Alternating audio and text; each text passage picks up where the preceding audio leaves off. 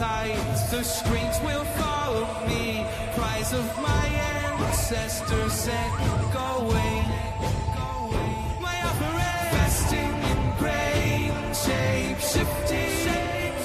I feel the animal hide inside me. Ancestors crying. I feel the change. I feel the change coming. We are one but not the same. This form I desire, innocent blood I will devour. Ancestors gathering round the dwelling, the spirit inhabiting, evil enveloping, the dancing graves in the night, the spirit occupying and transforming, stolen heights, dark practices, my secret life, feathered outers, mysticism, intriguing, my operate, fasting in grain, shape-shifting. I feel the animal hide inside me. Ancestors crying. I feel the change. I feel the change coming. We are one but not the same. Give me the ability to hide in plain sight, so no one can see me, not even in the light. I am the crawler, armor within, I'm nobody's friend. This initiation is a part of the dark creation. My desires performing incantations. I walk in disguise. If I catch you, it's your demise. Shamanism, my religion, summoning spirits, manifesting myself and changing my flesh. A nightmare to behold. I'ma make you part of the fold. The skin of a man, the soul of a predator. The change is complete. This thing I become, my flesh has succumbed. My operate, fasting in grain, shape-shifting. I feel the animal hide inside me. Ancestors crying. I feel the change. I feel the change coming. We are one but not the same.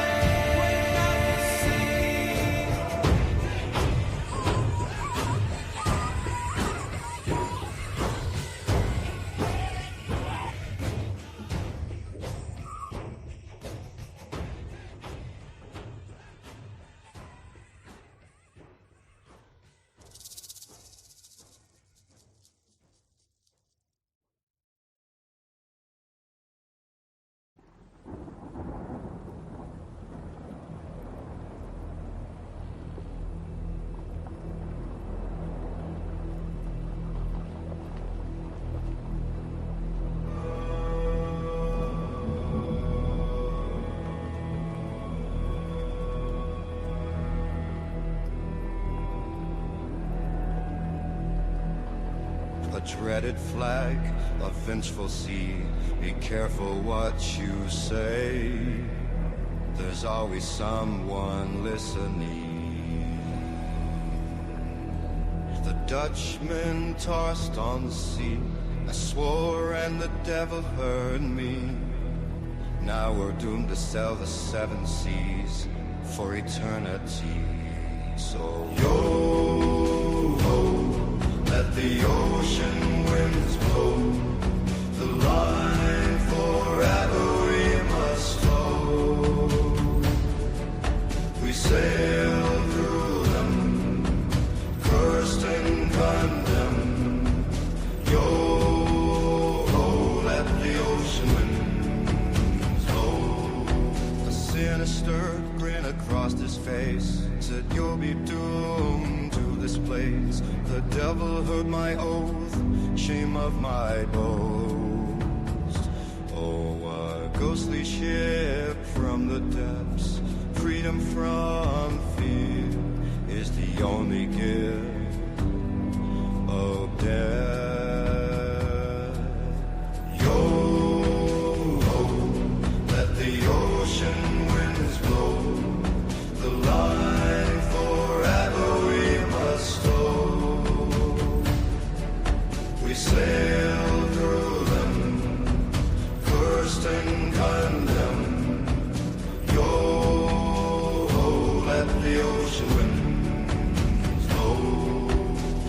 you cast your eyes, you'll join us like those before. We're an omen of the ocean night. When you see the flying Dutchman, it's too late for your soul. To the waters we gave now our breath. Let the ocean winds blow. The line forever we must flow. We sail through them, cursed and condemned. Yo, let the ocean winds blow. Yo, let the ocean winds blow. The line forever we must flow. We sail through them, cursed and condemned. Yo, let the ocean wind blow.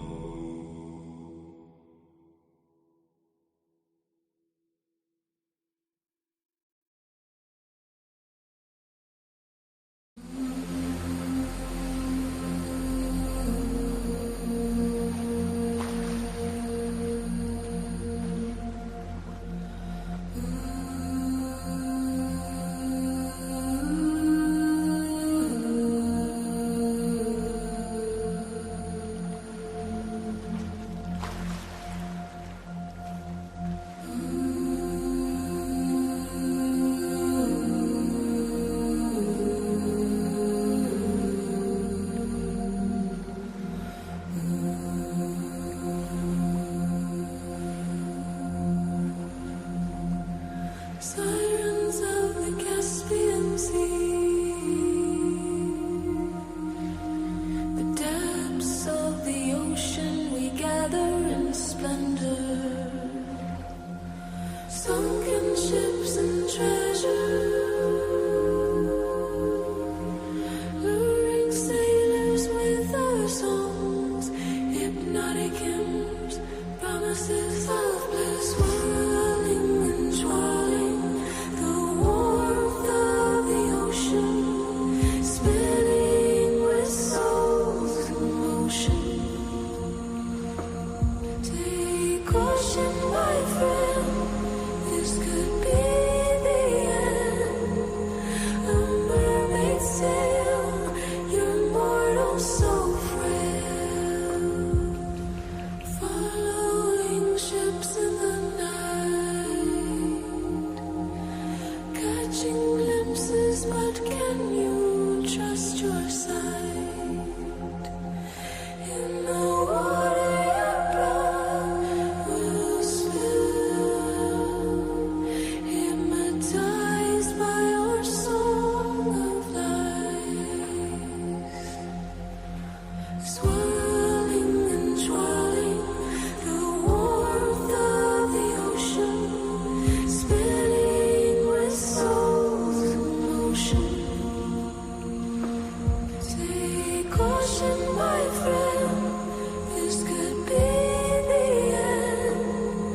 A mermaid's tale, your mortal so frail. I'm a figment of your imagination, our beauty, your soul intoxicating, mesmerizing sound, ships running round. In calm or storm, you won't see the shore, your final resting place, the ocean floor. Swirling and twirling, the warmth of the ocean, spinning with souls in motion. Take caution, my friend, this could be the end.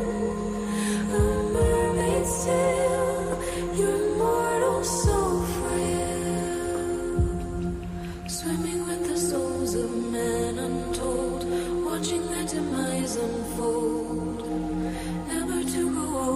stories never told. The souls of the sea are now caressing me. Your final resting place, the ocean, the sea, the murder of man. No one will ever find them. Swirling and swirling, the warmth of the ocean, spinning with souls in motion. Take caution, my friend, this could be the end. A mermaid's tale, your mortal so frail.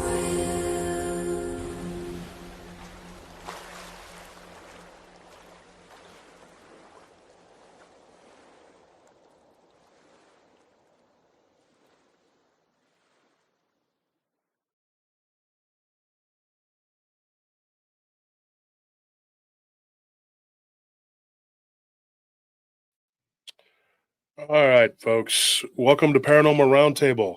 I'm your host, Josh Turner, and this is PRT. I am still under the weather, and that is to be expected because I'm still recovering from the flu. Takes about a week, and I'm on the upswing for sure. But man, this is rough. It's not easy. We're all trying to get through it, get over it, get done with it, but it's just, it's rough. It's taking its toll. See if I can get my new hat here to do something.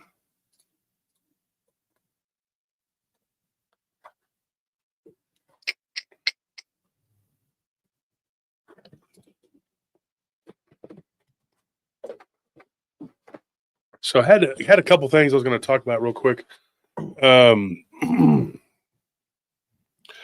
Waiting to get everybody in here. Sunday we usually have quite a few people. Last Sunday we had 800 and something. I wonder what we'll get tonight. I can't even. I could say I personally think we'll hit 600 at least, but that would be low for Sunday. The last 4 Sundays we've had at least seven something, 740, 750. And last Sunday we had 840 something or something like that. I don't know. Somebody said we had 850. I don't know. I didn't look at the final numbers. I really didn't. I look at the stats on the what is it called? On YouTube Studio? Yeah, the YouTube Studio, whatever. But we are on 15 platforms, so we look at stats on multiple platforms. I don't have time to sit there and go to every platform and figure out what the hell's going on. Lisa Ray says, "Me too, Josh. It's been a terrible week for the flu. I'm on steroids." Well, if you were doing steroids, maybe you were working out all the time, so it got you sick. Oh, I should read the rest to see. Antibiotics and nasty comments. Oh, okay. I thought you were like powerlifting. Let's just pretend Lisa was on steroids. Drink gallons of water. Yeah, Lisa, you're just a big. That would be cooler. Slovakian chick that just lifts a lot of weights. Lisa, has a beard. Your name is now Helga. Helga. We're going to call you Helga. My beard is bigger than yours.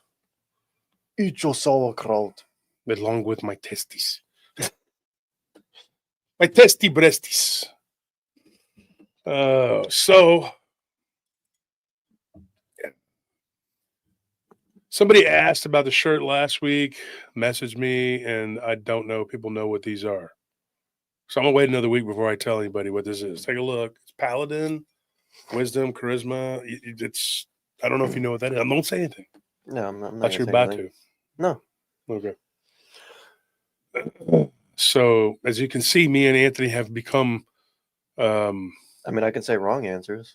No, don't do that. Okay. We've joined the Emereganov, Miganov, and Takanov, Megarugurunovs. We are big time gang, lift weight, West wrestle, win in UFC. Oh, they haven't seen me yet. There it is. I am from Chechnya. I'm going to smash your face. I smash. This is what I do. Inshallah, I will smash. We make boring fight. We make a fight for hug you and squeeze, and then once we squeeze, then we smash. We take feast and we feast you, and we smash in your face, we smash in your booty, we smash you, we feast you hard. After the Hard fight, feasting. they interview him. Then they're like, "Do you realize, man, that was smashing you and Noose was homosexual?" They're like, "Oh my gosh, I did not know this, man. That we roll around together with the intercourse was the homosexual." You know, because what you do doesn't look completely like not correct to do. All right, let's roll around together for hours and be sweaty and do it again and again and again. Barry called me Geralt of Rivera to Witcher 3, right? No fisting allowed, chocolate face. I don't know. I can tell you this: it makes for boring fights. All right, very boring. We give men's hugs. I remember years ago I was in the gym, and it was back when I was MMA training and doing some different things. And I don't even remember this kid's name, but he came in and he had the beard, you know. And this was probably 2008 or something. And I had very little time, 7, 8, 9, because I was starting my business. So if I had a day, I was going to sleep. If I had 2 days, though, I was going to go to the gym. So I decided to go to the gym, and there were some guys in there training. You know, the gyms I go to, they're usually like hybrid gyms, used to anyway. And there's like weights and stuff, but then you can like box, get in there and put the mats, whatever. I wasn't in the mood, but a lot of people knew who I was. So I'd go in there, and they were just like, "Hey, you want to spar? I heard you do this and that, blah, blah, blah." And, you know, I'm big.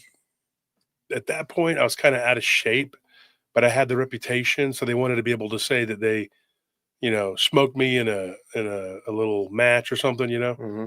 So I told these guys, every bunch of them talking. I said, if you want me to spar with you, give me $50. How about that? $50, you know, like I said, yeah, because I know what you want. You want to be able to go and say that you put me on my ass. I said, nobody's done it yet. So if you want your opportunity, give me $50. So there was like 3 or 4 of them. Fighters are usually broke. Actually, they're always broke unless they're like really gonna like doing something. And so I figured they would all back off. But this one guy, he did. And he made the biggest mistake of his life. I didn't know anything about the guy. So we got in there and we started sparring. And dude, I didn't have a lot of wind because all I had been doing was sit and post. The most I did was walk around at the sites. And I gave him the business. And the dude was not a big guy. So it wasn't like some great accomplishment. He was like half my size. Mm-hmm.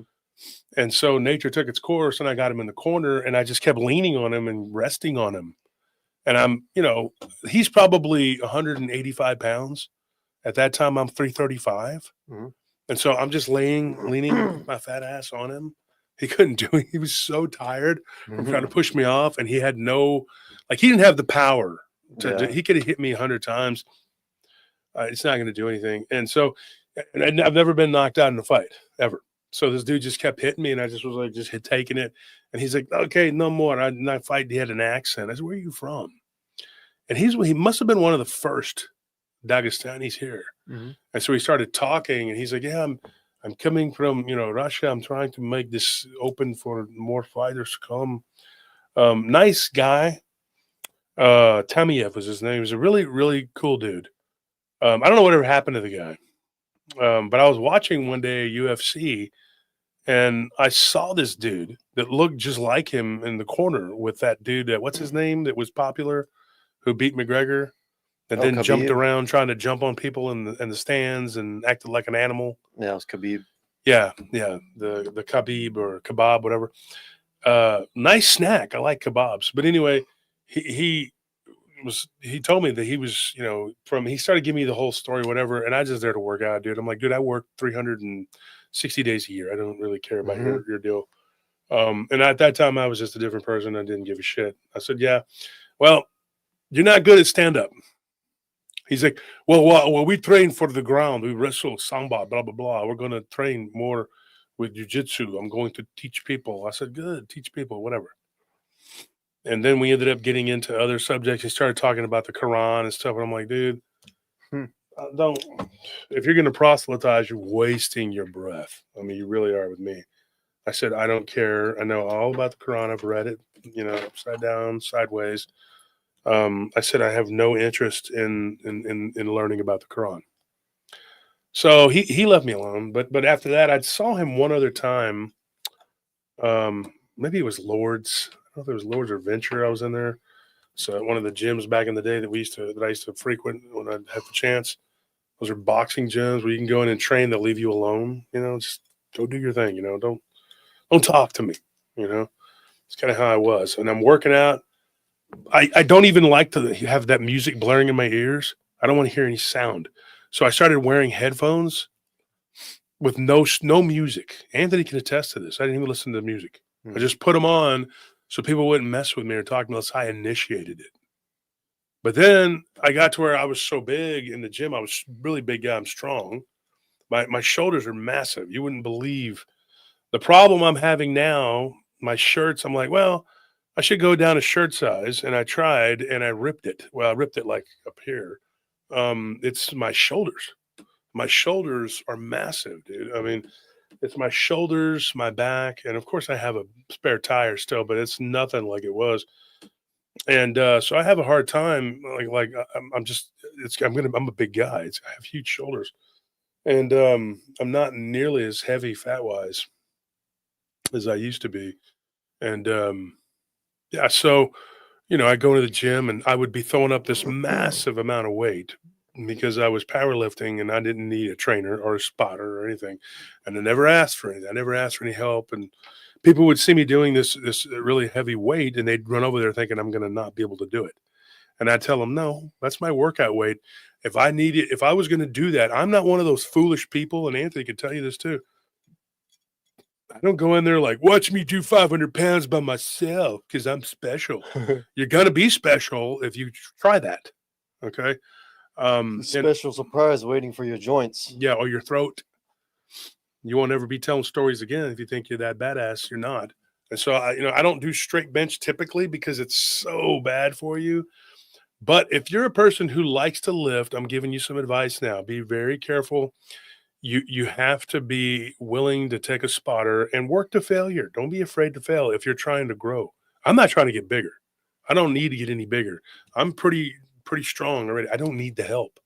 So I would go in there and I quit taking supplements like creatine, HMB 15 years ago or 20 years ago. I don't even need it.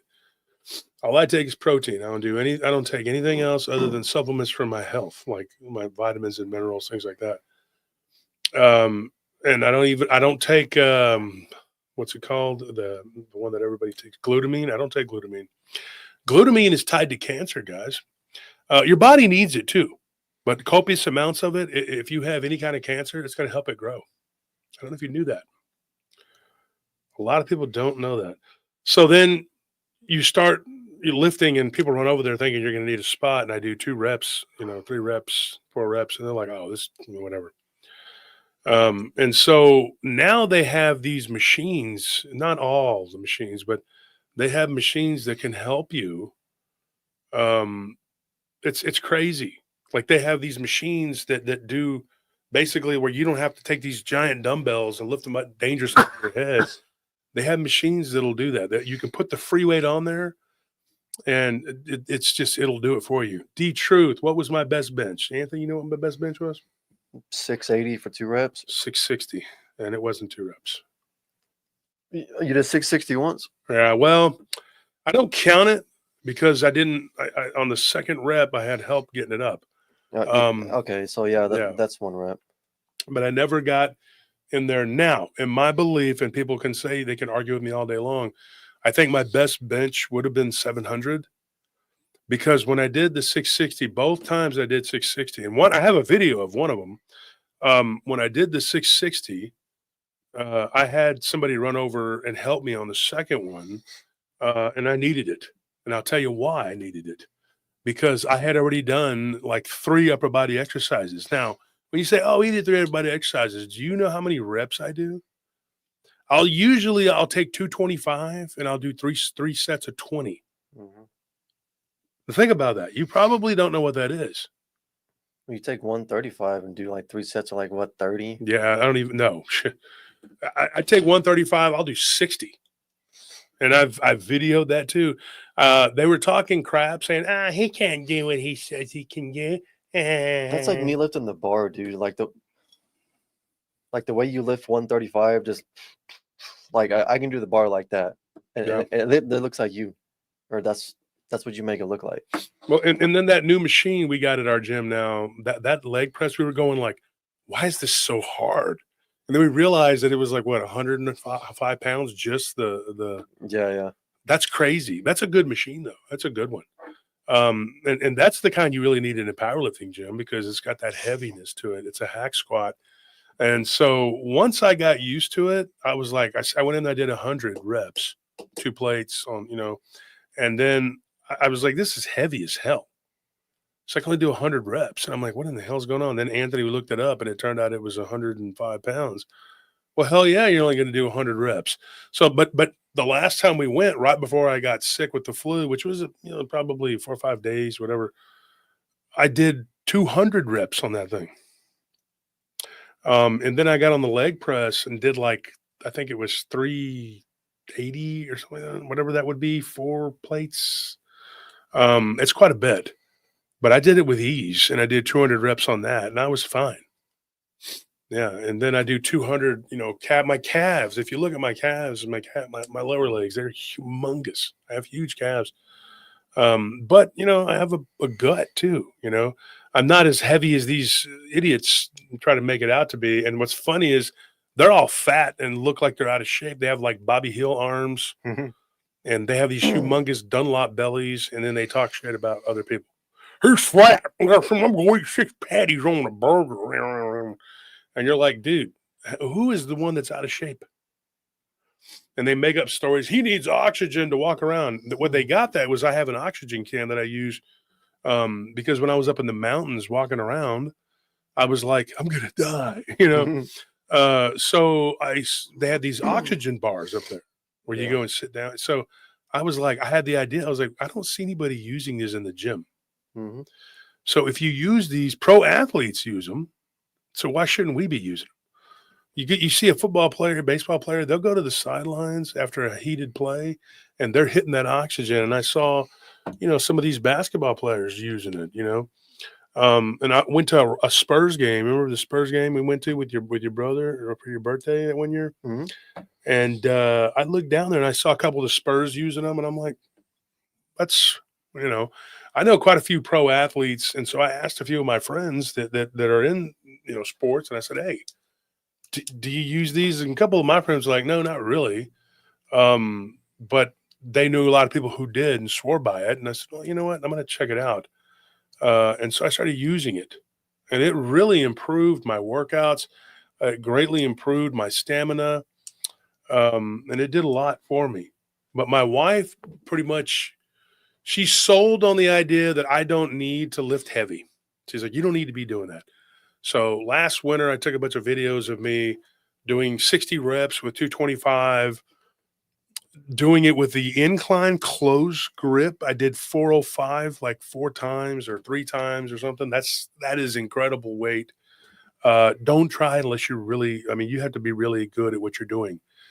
And so I don't recommend people just going in there and doing that. My best squat was like 850 or something, 8 whatever, something. Wasn't 850. It was close to it though, but I did it, I can deadlift an incredible amount. The other day I was working out, doing some deadlifts and I did like 100 reps. It's crazy. Like I've just been blessed. I have a very strong body and I do like 12 to 14 tricep exercises.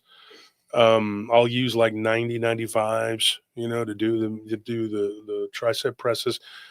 Weight that people don't even think about, dude. You know what I mean? Like they'll see, there was a guy, he's a Nigerian guy, I got to be real good friends. He's a Christian. He's a refugee.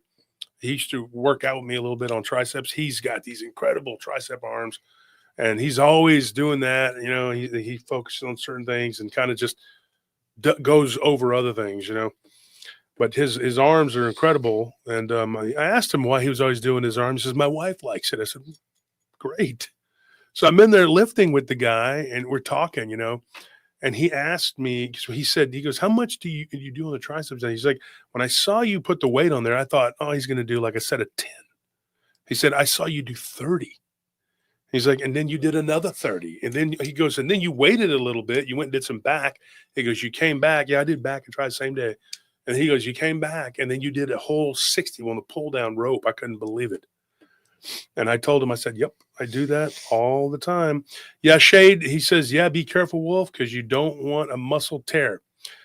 Knock on wood, have not had many injuries. I do certain things to avoid injury, like one, being a werewolf.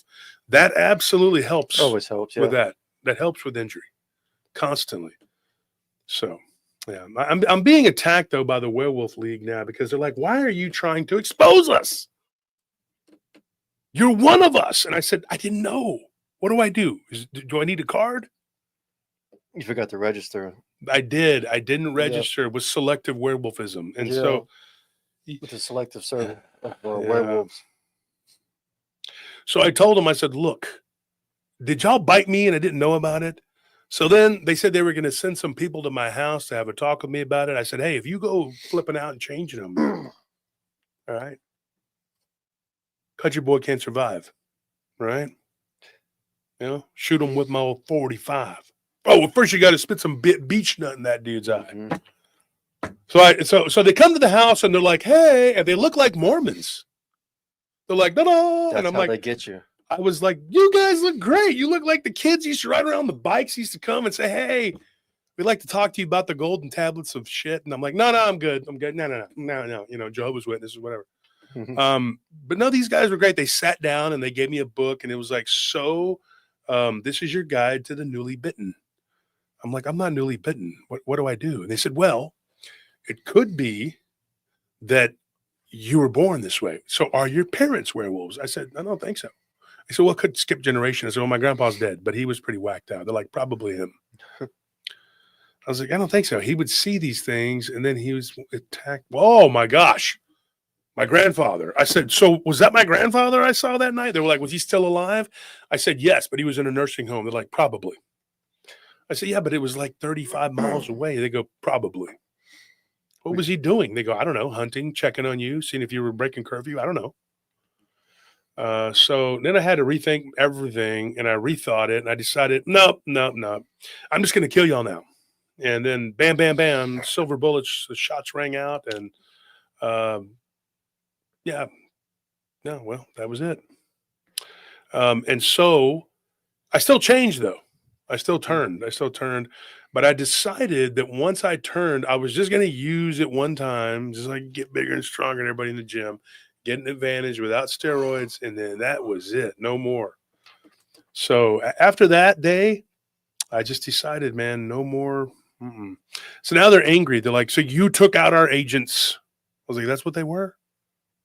I thought they were just like overzealous Mormon looking people, but joking, folks. None of that true, man. None of that's true. Werewolf people, calm down. I didn't kill you people. We have another werewolf here in the chat. Two Shadows says that he's in his 60s and still lifting. I got my eye on you, Two Shadows. Probably is, dude. Only werewolves can lift weights into their 60s.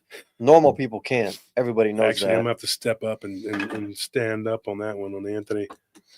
That's not true, folks. What? The lifting is the shadow of youth. Is a shadow. Lifting is the two shadows of youth. It's the fountain of youth. It really is. So if you lift weights, I don't even have a lot of gray hair. You know, I don't even have a lot of gray hair. So, I mean, I don't like, look at my hair. I don't dye it. And I'm going on 50, folks. I'll be 50. I got about a half year. I got six months now, and I'll be 50. You should be at least graying with all the stress and everything. Good genetics. I mean, you know, I'm not doing anything. You know, and they're like, he worships the Leviathan. Well, here's what I got to tell you about that. If I was worshiping the Leviathan or Leviathan, Dean, Dan, how the hell you say that demon's name, whatever. I think, you know, you would be getting more than just stress the hell out all the time, right? But no, they say that's what he's, and I'm like, bullshit, because doing evil and darkness and doing spells and shit on people, that's going to age you. I've seen people that, as they get older, that do that shit, dude. They don't look good. They don't look good. I used to work with a guy, and he was supposedly. I stayed out of that dude's way, and I didn't fear his whatever. And so one day we were in the chow hall where we worked at. I worked at this plant, and he told me, my brother, he goes, I would never curse you. He's talking to me. He said, I would never curse you, dude. He goes, you're a devout Christian, dude. He goes, I'm not going to mess with that. He's like, there are other people to target besides people of faith. And he did. He targeted this one guy, and he got Matex up and burned him really bad. And I was like, and he took credit for it. So everybody was like, well, he's going around saying he, did this. And the higher ups were like, okay, we can't do anything with that. He claims he did it. It was a freak accident. And he didn't like the guy. And the guy did talk a lot of crap. He was this goofy kind of redneck dude, and he was always talking shit to that dude. And that dude said, okay. And that dude wasn't not a good Christian. He got the other guy that got caught, that got the burned or whatever. About a month after he got back and was working again, which I was surprised. They gave him some money, and he decided not to sue. But then he got busted with coke at work. Like, they did a random drug test, and they came, and I was like one of 6 people they picked. I'm like, I don't care. So they checked me. I was clean, and that dude, I was like, that dude. I thought he was like a big old Christian guy, but that other dude kept saying, he's like, he's not a Christian. He's not Christian at all. He's a drug addict, and he's evil. He's really evil. He goes, and I'm going to do something to him. Now, him doing evil doesn't make him better. They're both bad. I mean, phony, fake Christian guy, evil, satanic guy, both bad. You're not doing anything.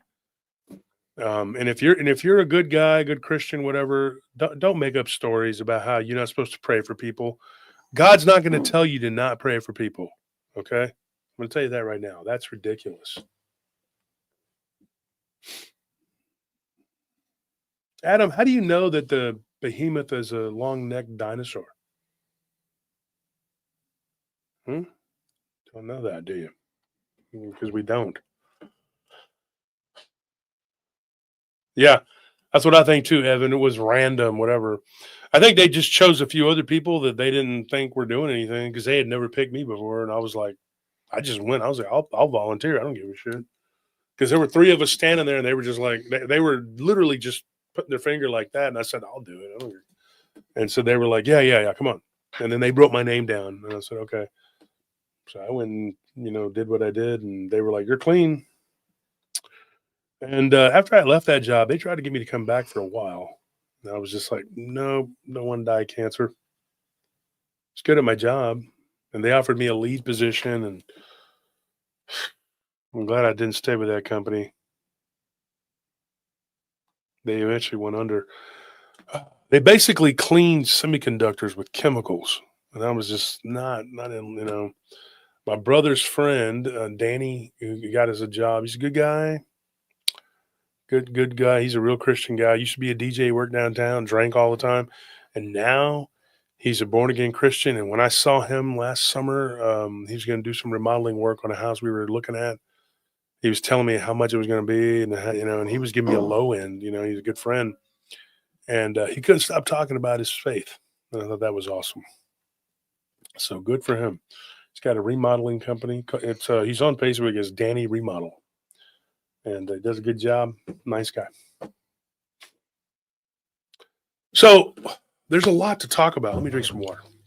Got a lot of stories to tell. I'm going to try to get some people in here so they're not wondering what's going on.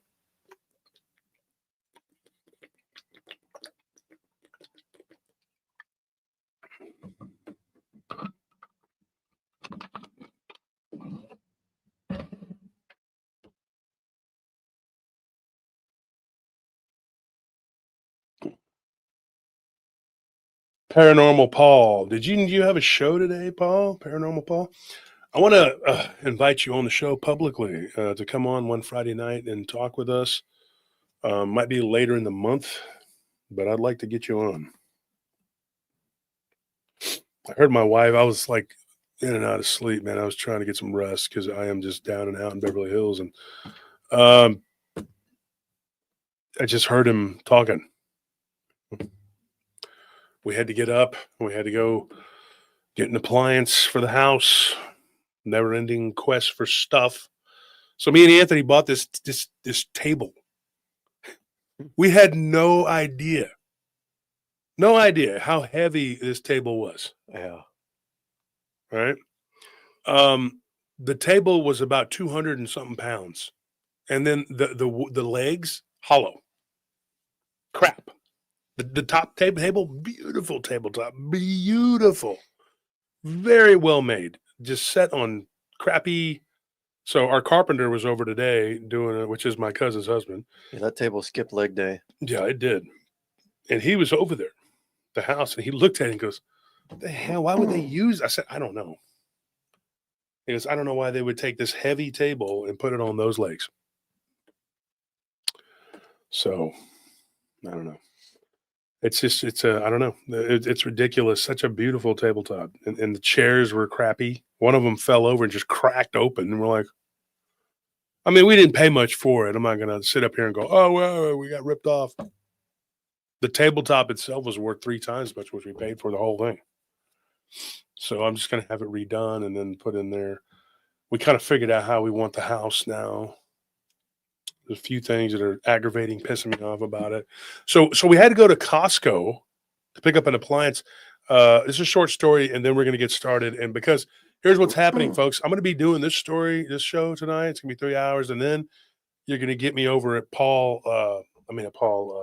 Jason Bland's. Somebody in the show tonight. It's called Paul. Jason Bland's show, Paranormal Soup. You're going to have me over there.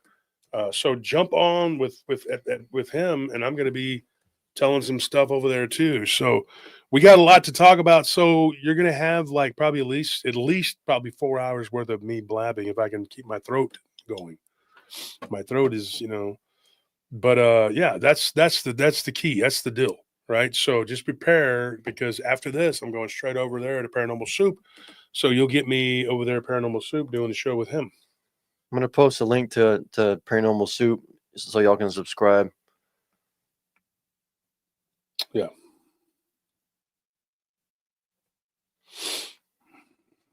There we go. And it's pinned at the top of the chat, so y'all can catch Wolf there afterwards. Yeah, go check it out. So that's going to happen tonight. Don't forget, we have the Patreon, $10, $20, $30, $40, $50 tier. And we didn't do a Patreon show. We're not doing one tomorrow, right? It's next Monday. Yeah. So next Monday, we're going to do a Patreon show. We're trying not to put anything behind paywall, so we're not going to go over there and just tell a bunch of stories. So anything we talk about, tell or whatever, we'll talk about it over here. There was a couple things. I had some homework that I was supposed to do and tell you about. Okay, so when me and Jason Bland were talking on Friday, that's the first 2 hours, and the other 2 or 3 hours just me ranting about random stuff that was just annoying as shit. But we had fun. And if you watch the show, you might like it. Some people have messaged me and told me it was great. Some people just said, "This is boring. And we're just talking about how sports is rigged and just the economy and things that I don't want to hear about." And I said, "Okay, well then don't listen. I told you not to." So you don't have to listen if you don't want to. Okay. Thank you for that donation, Evan. We appreciate it. Guys, if your name is not in green, get in green, because that way you can be entered into the giveaway. We're going to do a giveaway every hour tonight. And if you win, you get a hoodie. So we got some amazing hoodies now. Evan Tabaldo, thank you for that donation. We appreciate it. Every little bit helps. Join the Patreon. That is the best way to help. Stick the PayPal link up there, or you can donate directly to the PayPal link, and we get the full amount, and we appreciate that too. Brand, you like that, Brand? Yeah, we had some fun talking. Brand participated in the conversation, especially when you participate in the conversation. We had a guy come on and just try to, and he was just like, actually, basically, and he's talking all this crap, very confrontational. Claimed he had Asperger's, but people with Asperger's aren't typically that confrontational, but he says he was. So I tried to be respectful and give him the floor and let him talk. But he kept wanting to interrupt me, and he was trying to prove to me that the stupid system that was made by 2 ladies that piggybacked off of Carl Jung, the great psychologist, that, yeah, they were just had this perfect system on how to judge people's personalities. And I call BS on that. I still do. I don't think that's correct at all. I think that's a bunch of bull crap. And I think he just bought into it and thought it was just the he goes, yeah, you're small minded. You have a small minded personality or whatever. And I'm like, yeah, no, I don't. Look at Amy's super chat. Personality type research fund. Yeah. He said, take the test and prove me wrong. I said, the test is what we're talking about. I think the test is BS. I think it's bullcrap. And he was trying to say that I had a small mind, and I had not only was I small minded, simple mind. He said I had a simple mind. After watching 20 minutes of the show, he came to this conclusion. He said, you have a simple mind. He goes, and he said he came on the show and we argued a little bit. But he said that I was simple minded and closed minded. When I one of the reasons why I lost part of my Christian audience to the goofy cosplayer over there, talk about skinny arms, that dude. But hey, man, he thinks he can whip my ass. Yeah, right. In your dreams, you can whip my ass. You almost died from a quarter of my workout. Imagine, just imagine. Okay, so shut your pie hole. All right. No, so he says that he goes over there and he says, hey, you have a closed mind, you're simple-minded, you're this and you're that, and blah blah blah, and wanted me to take some personality tests, and I'm like, I'm not doing this shit. Okay, let's be honest, dude. So whatever. These fundamentalists that ran off running their mouth or whatever because they want to scream, Hebrew words and pretend like they're Hebrews. Good riddance. I don't want you here. If you're that and you're that closed mind kind of people, then so be it. But go be that somewhere else. I don't need that because you're troublemakers. So it's good that there's a show where all the floating turds can go float to and be in that chat and do what they do. See, they were bouncing around in there for a while, and now it's come out that dude, I'm not gonna say his name, was plotting against me since March. It didn't come out until July. He finally took an opportunity and got some balls and jumped. He'd been wanting to do it for a while. Just didn't work out the way he thought it would. It just didn't go how he planned. He thought he was gonna, but be the final hammer blow. And boy, what a dud! It was a disappointment for them all. They were like, "Oh, we thought Gandalf would be our savior." No, the Gandalf of the LBL was not your savior. He's not. He didn't work out for you. Well, maybe the next person, the next Messiah you anoint. Because remember, one of you guys can conjure 50-foot angels to combat my evil astral projectings into your houses at the behest of Leviathan. So Leviathan is going to be the subject of an art contest. If you can draw the new Leviathan, okay, not Leviathan or thin, whatever the hell, however you say his name, the Leviathan, because that is, he needs to, I don't know what a Leviathan would look like. The best I could come up with was something somebody gave us. I thought this was absolutely adorable. It was hilarious. And they sent it, and then my wife picked it up and sent it to me during the show the other day. And this is what we came up with. Or what they come up with, I should say. Looks like that. So every time this person comes out, you can't really get a good look at it, but that's Leviathan, right? That's the one I supposedly worship. Here's another one on screen. Oh, you got it? You can show them. Okay. Yeah. So if you're a person that's one of those maniacs that believes in that bullshit, then yeah. So Anthony could show you what it is.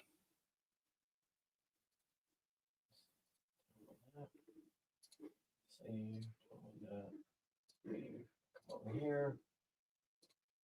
Yes, that's. Yeah, I was trying to astral project over there to this guy's dirty house, and yeah, man, these 50-foot menacing beasts, angels, whatever, came at me and just said, "Get out here, boy!" and they shooed me away. And I was like, oh man, snap. I better stop astral projecting into people's dirty houses. I don't know what I'm going to do, man. Especially his house. They'll tell him how high you'll get. I was just like, no way, dude. I can't do this, man. This is crazy. And so, yeah, and then he went and bragged about it online. I couldn't believe it. I was like, dang, he thwarted me with his holiness. Not only did he thwart me, but I was so ashamed, man. I couldn't fight 50-foot angels, man. And then to find out that they were on his side, I was like, darn, back to the drawing board. And then I went back to Leviathan, and I was like, dude, you're not helping me. I mean, I wore your necklace and everything, and then nothing happened. And he's like, I don't know you. You wore a sailor's cross. I'm like, oh, okay. Oh, okay. That's the problem there. Oh, yeah, that's right, because I worship God through Christ. It's probably why it didn't work. So probably why all the evil that they've been throwing at us hasn't worked. Anyway, so while Anthony does that, here's what we're going to talk about, folks. Speaking of Leviathan and the ocean, one of the stories we're going to talk about tonight, and I want to start with this one just because I think that this one may go a little longer. I don't know how long it'll take, but I don't know what he's doing right now. It's a little bit distracting. I'm just trying to figure out how to get this JPEG on the screen. I don't know if StreamYard lets you do it.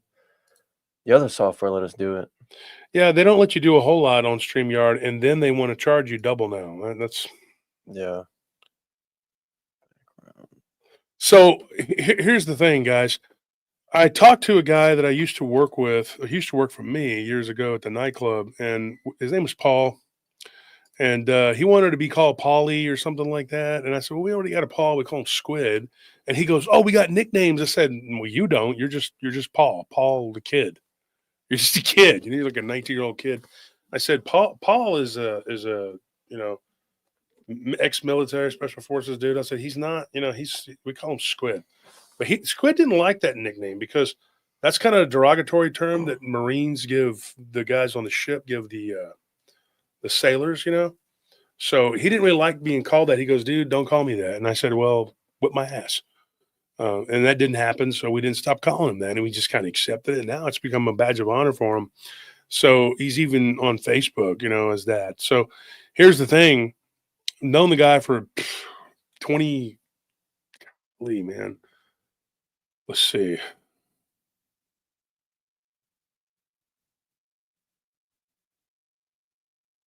Geez, it's almost 30 years. It could be, we're like 2 years shy, 28 years. Been knowing the guy, and was a roommate for several years off and on. Here's the thing. The kid came along. He wanted to be called something. So one of our guys, kind of facetious guy, Loki, you probably heard him, talked to him. He's been on the show. He says, well, what do you want to be called? And this guy's like, well, I want to be called something cool. Like, you got Diablo and Scorpion, and Chico, you got all these guys. And Chico was a luchador wrestler in Mexico, whatever. And he says, yeah, but these guys, they earned their nicknames, Loki, Chief, Wolf. And he goes, well, I want something cool, and no, you just get a nickname just because, and so he was not. I used to work with another guy. We called him Ghostface because he was a real light-skinned Hispanic dude. He spoke fluent Spanish, but he looked like a straight-up red-haired white boy. I said, dude, you don't just come in here and tell us you're gonna, what your nickname is. So he said he wanted to be called the Pirate. And so Bones is standing there, and he goes, you're gonna let this guy call himself that? I said, hell no. Hell no. So my brother just started ruthlessly making fun of this kid, and it turned into a big joke. So we started calling him Paulie the Pirate. And the poor kid, he worked hard, though. He was a hard worker, and he was tough. He was tough. Not a great fighter. He was a brawler. Thank you for that donation. We appreciate it. Slim Jimmy, he says, when's the deadline for your followers to create a portrait of our great savior Leviathan? I'll tell you what, next Sunday, let's see what we got. And whoever comes up with the best Leviathan, post it, send it to me, and I can stick it. Just send it to me through Messenger or email at joshturnerprtpodcast.com. and then we'll see if we can, we'll get you some free merch. We'll send you something. I tell you what, we'll do that, and we'll give you like a cash prize. I don't know. It depends on what we get today for donations. So if you're an artist and you want to see something fun, we used to have a Willie Williams art contest in honor of my friend Willie Williams, who died back in 2020. He was a great artist, one of the best artists, just many people with talent that never get discovered. He wasn't just a good fighter. He was a computer whiz too. He used to work on all our computer stuff. He used to fix my mom's computer. My mom loved him. He was a great guy. We all did. Very, very quiet, unassuming guy. He was Creole. He was from Lake Charles. Great dude. My driver for years. And then he got brain cancer. 2 years later, he passed away. I miss him. He was one of my best friends in the world that I ever had. He was an African-American dude, good guy, big, tall dude from Louisiana. But when he passed away, he was real thin, and it just, that cancer does not play. And so he was an artist, and so we made the contest in honor of him. We had an art contest that we would do. I have I need to go down on the comments. Pulled up here. Okay. Just get it back down. There you go. All right. So this guy, he's from there we go. Here's the Leviathan. Leviathan. Where is it at? There's that one. And then where's the other one? Now I think these are just like AI generated or whatever. Yeah. They're just like quick AI mock-ups of Leviathan. So we like to have them done like artistry, but if you want to do it on AI or do it computer graphics, that's cool too, man. Do what you got to do. However you want to do it, just the coolest looking one that we can get. Basically a fish person with a thong. That's what I'm thinking of when I hear of Leviathan. But yeah, I don't give a crap. It's not what I worship. That's what this one idiot keeps trying to claim. But you got to remember, the guy's an idiot. He knows that's bull crap. He's just being stupid because he's a silly old man. But here's the thing. So we're going to do that contest, and yeah, next week you get the best picture, however you get it, whatever you get. Yeah, Mike, it is sad, dude. Mike Turner, what's up, buddy? How you doing? So I'm going to say this. When this guy worked for me, he was such a scrawny little dude, but he was I thought he was like a try-hard guy, but he still was doing it. He was doing it. There's something to be said for people when they say, you're a try-hard. So at least you're trying hard. You're not just rolling out of bed at 8 in the evening and not brushing your teeth. Usually try-hard people, they try. And that's something you can say about that person. If nothing else can be said, you can say that. And he was one of those guys. He was a tough kid, though. He could take a punch. I ended up sitting with him at the hospital, and that was the last day of his bouncing career. I said, kid, you're underweight. You need to hit the weights. You need to eat. He's like, and then one day he calls me out of the blue. He used to be roommates with this guy that was still working for us, this other kid named Tommy. And he said, I'm going to join the military. And I said, well, good luck to you. And I never saw him again. And I guess he did. So, well, I know he did. But at that time, I didn't really know. I just assumed, I said, well, I guess he did. And I never saw him again until recently. His girlfriend at the time, still together. They broke up once and then got back together, and then broke up again, got back together. And now they have kids together. And the kid's gotten bigger and stronger. He's still several years younger than me, but he has done pretty good for himself. And he's got a little business and stuff. And I'm just going to give you his first name, Paul. He said I could use his real name, but I'd rather just use his first name. And so what he did, he went to the military and he brought back a lot of weird stories with him. And his wife saw me on YouTube. It was recommended from some ghost show she was watching. And so she's like, hey, isn't that your boss, your friend and boss, the guy that you looked up to and all this stuff? When he said that, the guy you looked up to, I was like, wait, what was the other part? What was that? Go back. And he goes, which part? He kept talking every part but that. I said, okay, look, you said something about looking up to me. Oh, back then I did. I said, what now? You don't look up to me? As a superb storytelling podcaster, you don't look up to me? He's like, well, I mean, not now. I mean, I guess, well, yeah, well, no, I mean, you gave me inspiration. I was like, well, that's all I care about. I'm glad I inspired you. Yeah. So I told him I was going to tease a little bit on the show, right? So Polly the Pirate became Polly the Parrot because he would repeat things, right? So Starscream, he's like, hey, if you want something told, tell that guy because he's going to repeat it. But a lot of it was in the way of like one of our guys that worked named Shakespeare. We called him Shakespeare because he was smart and and so he came up to this guy Shakespeare and he told him something and Shakespeare's like, he just told me some stuff, but it was because he was asking questions. He just wanted to know. He was so curious. And then other people, the rumors started, he's an informant. He works for the police. And I'm like, well, don't do something bad in front of him. Whatever. I don't care. But he was just a bouncer, I saw him for what he was. He was just a kid who wanted a job and he wanted to fit in and be one of us.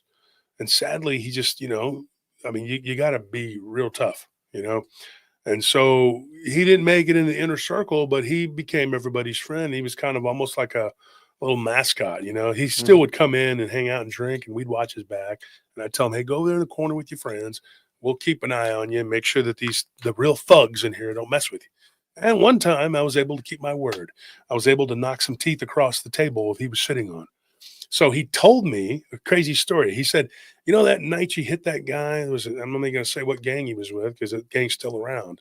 And he said, yeah, I kept one of those teeth. I put it in my pocket.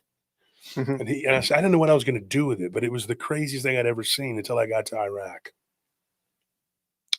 He's like, once I got to Iraq, the scariest story I'd ever heard up to that point was something that happened to one of my friends. He's like, but then I saw my own whatever, and it was the craziest thing ever because once I was in a combat situation, there was nothing that could compare to it. He's like, I wish I could have stuck around the club more and got accustomed to the violence because it might have prepared me a little more for what I was going to go through because you guys were, there was a lot of violence around. He goes, and I just wasn't really cut for it. He goes, but I'm good with a rifle, And I said, well, can you march? Yeah. Can you shoot a rifle? Yeah. Well, that's what you need. And just be tough. And he's tough, physically tough. Well, the craziest story that he'd ever heard prior to his buddy telling him the story I'm about to tell you,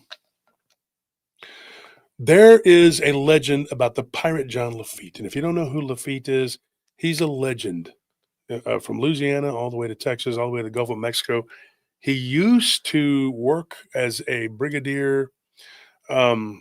He was a privateer, right? He was a brigand, as they say. But then what they did was the crown started issuing edicts that if you were a bad guy who had run afoul of England and you didn't want to do that, you didn't want to run afoul of England or Spain or both because they had the two biggest, strongest navies on earth. And the only challenge that really challenged them at that time were brigands, were pirates. And so this is a weird story. There was a pirate fleet that always hung around Galveston. They kind of ran Galveston Island. If you were coming and going from Galveston, you were dealing with John Lafitte, and he had defeated another group of pirates. I'm not going to get into the history lesson right now, but you were dealing with some bad people. You had to watch your back. If you're around Galveston, you were either a pirate on land or you were a pirate at sea or both. And typically they would travel from across the southern Atlantic Ocean and then into the Gulf of Mexico, and they would just go back and forth from the Caribbean, back and forth. That was pretty much what they did. And they robbed, looted, and plundered, and they would attack Spanish and French ships, and they loved to do bad things. And Lafitte, while he was originally French, he had robbed English and Spanish, and he knew he had both of them on his ass. So he signed up with the British at that time, because they kind of had the power and they were still a thorn in America's side. America was not yet really ready to, whatever, assume power, like, and be full on, And so John Lafitte became a legend, a Texas legend. Even though he was more a French Louisianan, he spent a lot of time in Galveston. He took up residence there. And one of the famous stories about him was he hid piles of gold into these two large cannons. After the earthquake, the early earthquake, I think it was in the early, I want to say the late 1800s. There was an earthquake, or not earthquake, I'm sorry, hurricane. It unearthed one of these cannons, but he had two. We don't know where the other one's at. And to this day, they say it's out there in Galveston somewhere. But there was a place called Pirates Cove, not the same as Mosquito Cove. Two different things. Hang on. And that's important because Pirates Cove, it was said that that's where living pirates were left behind. They hung out in that little area. And if you ventured into that area, you were going to be a dead man. They would give you a second smile. And so people didn't go there, but a lot of people believe that Mosquito Cove, which people did not go to because it was covered by mosquitoes. And I believe I've found it. I've looked all over that island, and I believe that we stumbled upon it because it's a bog that if you drive out to, you'll sink in, and it is covered in mosquitoes. It is just, you'll start getting bit by mosquitoes immediately. I don't care if you're one of those people that says, I know mosquitoes don't bite me. No, you will. They'll bite you. And if you stand around there long enough, you'll be covered in whelps, and they may just drain all your blood. They're like mosquitoes on steroids, right? Like the lady earlier that said she was taking steroids. Yeah, they're like that. It's crazy. So, yeah, there's a Mosquito Cove and, different places there. Betsy says there's one in Cape Canaveral, by Cape Canaveral. Yeah. But what ends up happening now, this is an urban legend. And this is one of the legends that Scott, the guy that is really good friends with Polly. Okay, I'll call him Paul. He says, look, just call me Paul. Don't call me Polly. Don't tell him the story, as I already did. Because I told it on Friday. And so there was treasure that was buried there, right? But supposedly, the legend is that John Lafitte had a witch, a sorceress, that was actually a Spanish-speaking woman, and they believe she was Mexican. And she worked with him closely, and she worked out of Galveston. She was a palm reader, but at night, she had a little secret. At night, she turned into something else. She was a lechuza. And she would take flight, and people would see her out of her rundown Victorian mansion where she lived alone. She had one person that would come and clean once a week, and then she had this servant that was very weird, odd. Looking back now, he probably was technically considered mentally disabled, and he was very tall and large. And he would show up and do chores for her and then leave. Some people claim that he was kind of like a ghoul, like on the same level as a ghoul. And that people in the neighborhood were terrified of this guy because he was seen on more than one occasion carrying like a rolled up rug that looked about the size of a human body. They were rumored to be doing human sacrifices. That's the rumor. And this witch, I don't remember her name. It was something like, Bibriana or something. It was weird. It was almost like an Arabic name. The legend, though, I can't find a whole lot about it. I've only talked to a few people who claim to know about John Lafitte, and there was a sorceress, whatever. So he would show up. He was seen in her company multiple times by the locals. So they assumed, hey, she's pretty, whatever. But the rumor was that she was well over 100 years old. And some people even claim that she was a vampire or a vampirist because she never came out during the day. They only saw her at night, and she would walk the 2 blocks down to the little place where she would do her shopping, and then she would come back right at dusk, and then she would go shop and then come back right before the markets closed. And they would stay open for her, and she did it every Tuesday and Thursday. And then she would only do seances and palm readings and all that at night. Very weird woman. But there's a lot of this that went on there in Galveston. A lot of people were coming and going. And like I said, most of them were bad people. And according to the legend, Lafitte went to her and he said, I want someone or something to guard my sacred treasure. She's like, well, don't you have your men? I would assume if she's like a Spanish mystic, she would be like, don't you have your men to guard your treasure in the Pirates' Cove? Nobody messes with John Lafitte. And he probably told, hey, that sounds good, but that's not going to work for me. You know why? Because I want to protect my treasure from a very important place, the Mosquito Cove. And I want a Rougarou. And she's like, whoa, you have very expensive taste, Mr. Lafitte. I would suggest to you to find the victim. And he's like, the victim? Madam, I just want a man to be at the Mosquito Cove. Well, to have someone to protect your treasure, temporary or forever. Of course, forever.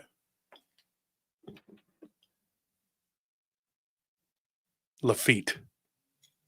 Legendary pirate, right? Tough guy.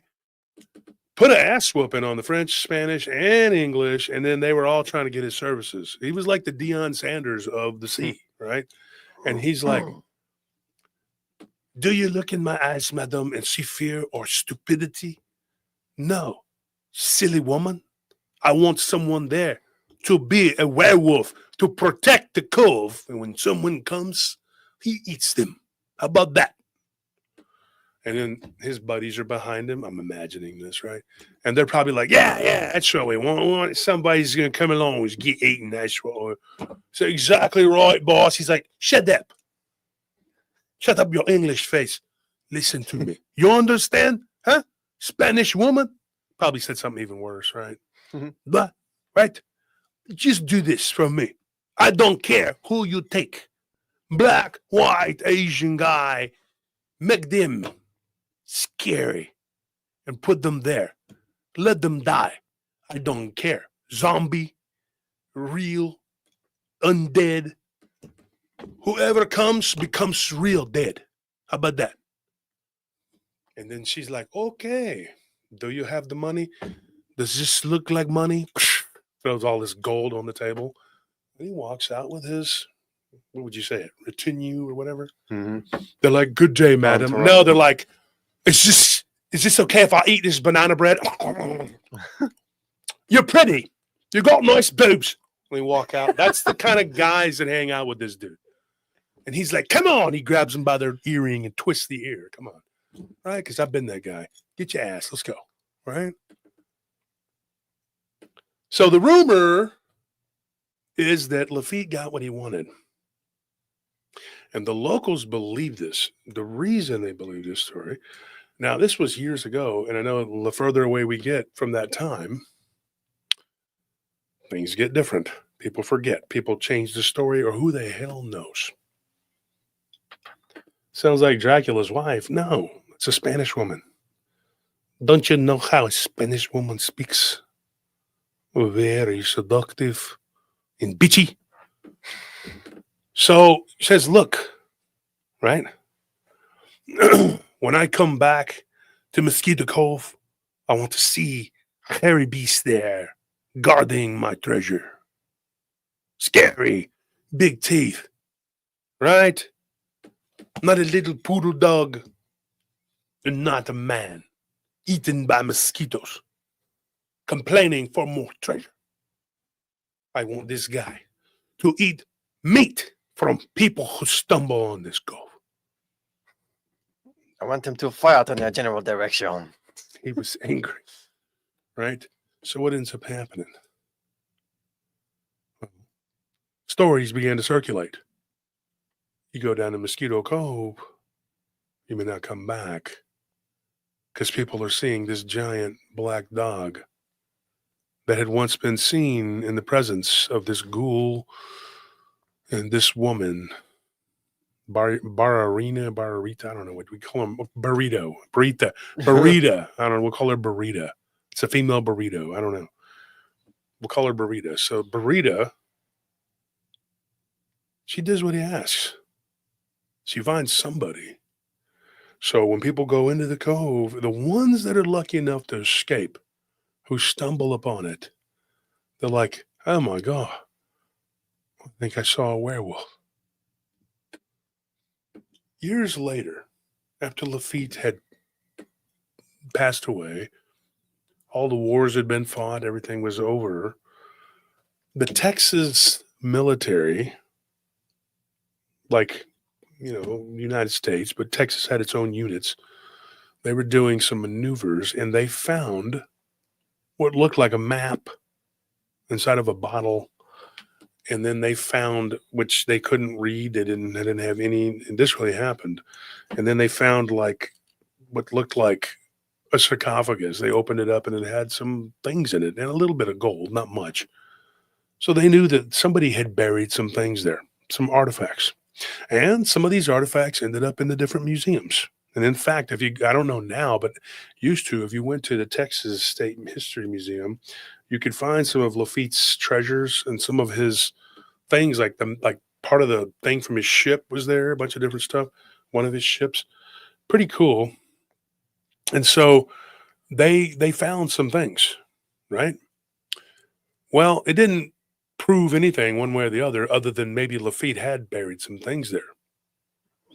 But one day, back in the early 1900s, I believe it might have been like in the 1915, 16, something like that, around the time right before the beginning of World War I believe, they found what looked like a skeleton of a dog, which surprisingly, the head, not the military, but some people, locals, the head was still intact. Part of it was skeletal and part of it was preserved, maybe by the sand, maybe by the dirt, whatever, I don't know. But it still had fur on it, and it was elongated and weird-looking, odd-shaped animal. And get this, there were earrings in its ears. I don't know about you, but wolves don't wear earrings. And there were other things like pieces of jewelry and a pistol. And it looked like shaped weird, but it was some sort of wolf-like being, and it had clothing. Now, the rumors are that it's a werewolf, right? It was there to protect Lafitte's treasure. But the other stories that debunk it said, yeah, it really happened. They found something. But I think Lafitte was pretty clever, and it was all a ruse. He spread the rumor around the taverns that there was a werewolf over there in Mosquito Cove, which would be smart, right? Being from Louisiana, he would have been smart and privy enough to know, hey, people are superstitious as hell. In fact, our own military, this is a true thing. They actually, in the Philippines, the CIA conducted an operation helping the Philippine government with communist insurgents. I forgot what they were called. Look up the communist insurgents of northern Philippines. They used the fear of the vampiric aswang. The aswang is something that the Filipinos fear. Like, they absolutely fear this beast. Just like Hispanics, they fear the lechuza. Right? Eastern Europeans fear werewolves. I'm not joking. They fear vampires. People think these are big jokes. It's a big joke. It's not a joke. It's not. The skinwalker is feared by natives. We know why. Because this stuff could be real. And so you had this legend, this fear that these people in Louisiana, the Cajuns and the Creoles. The New People's Army? The New People's Army, yeah. So they tricked the New People's Army by throwing an exsanguinated body of one of their comrades. They found it, right, in the northern Philippines, right? I believe this happened in the 70s. And it scared them. They left the area.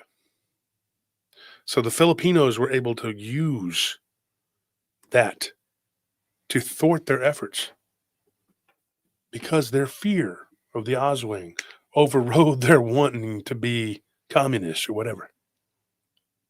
The Abu Sayyaf, which I know is a Muslim terrorist organization in the South, same thing.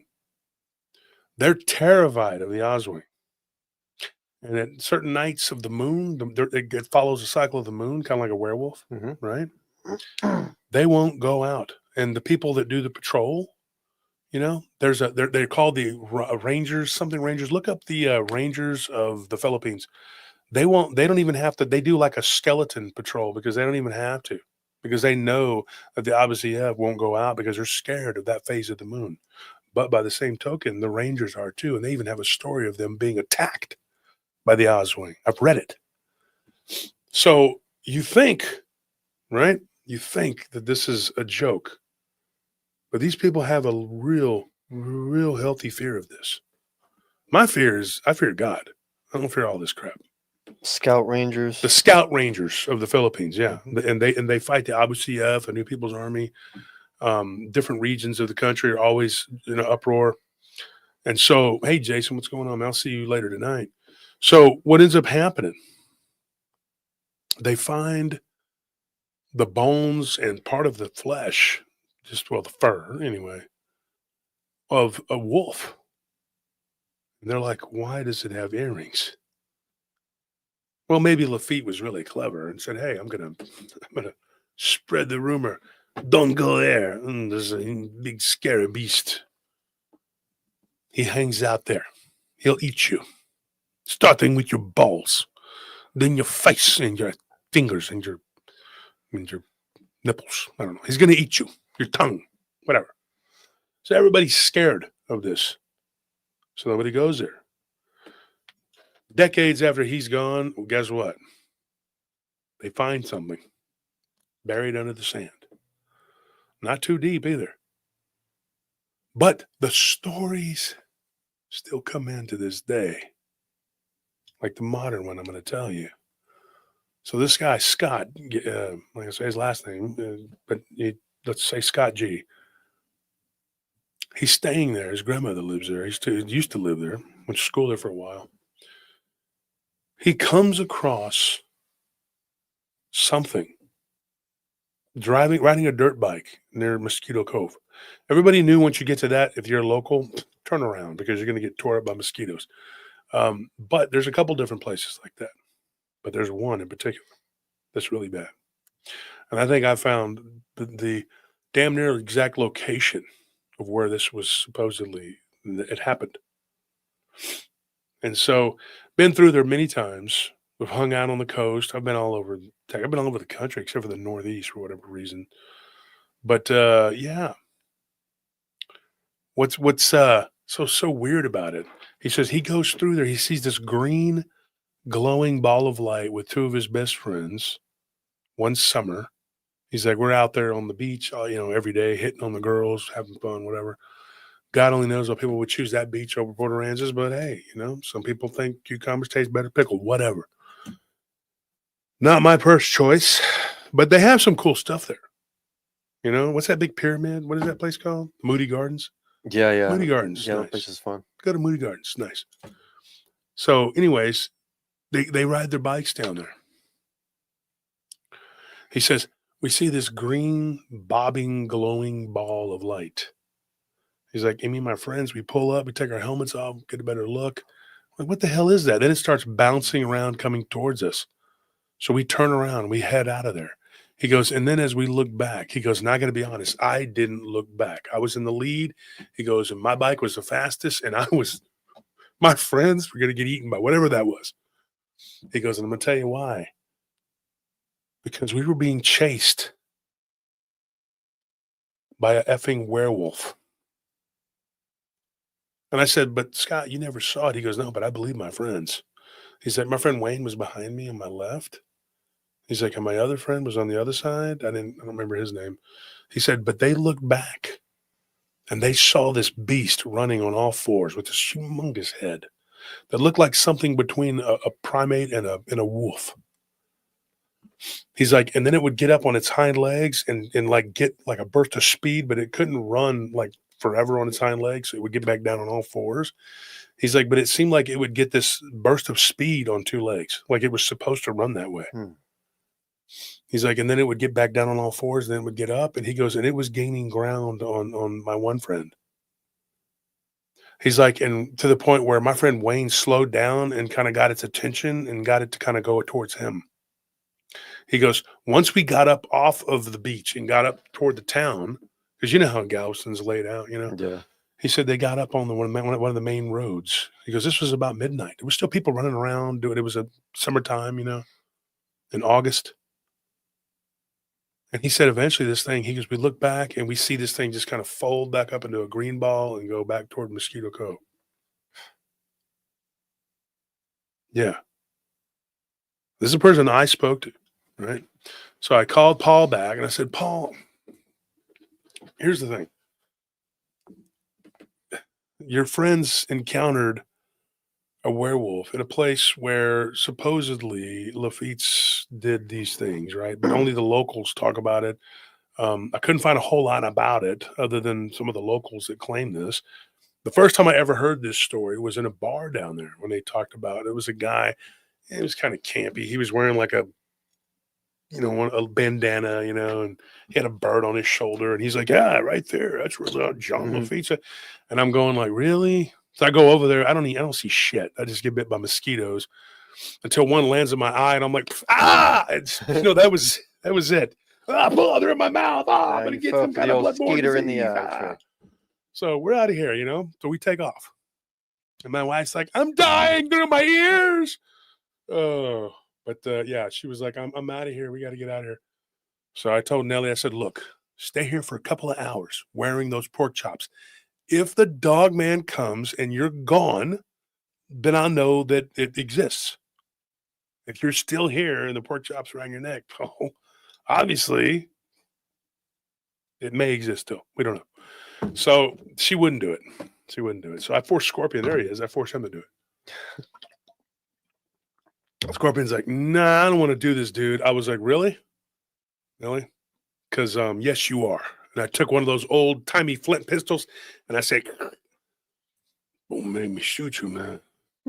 Buzzes, pick your bones clean by the morning, man.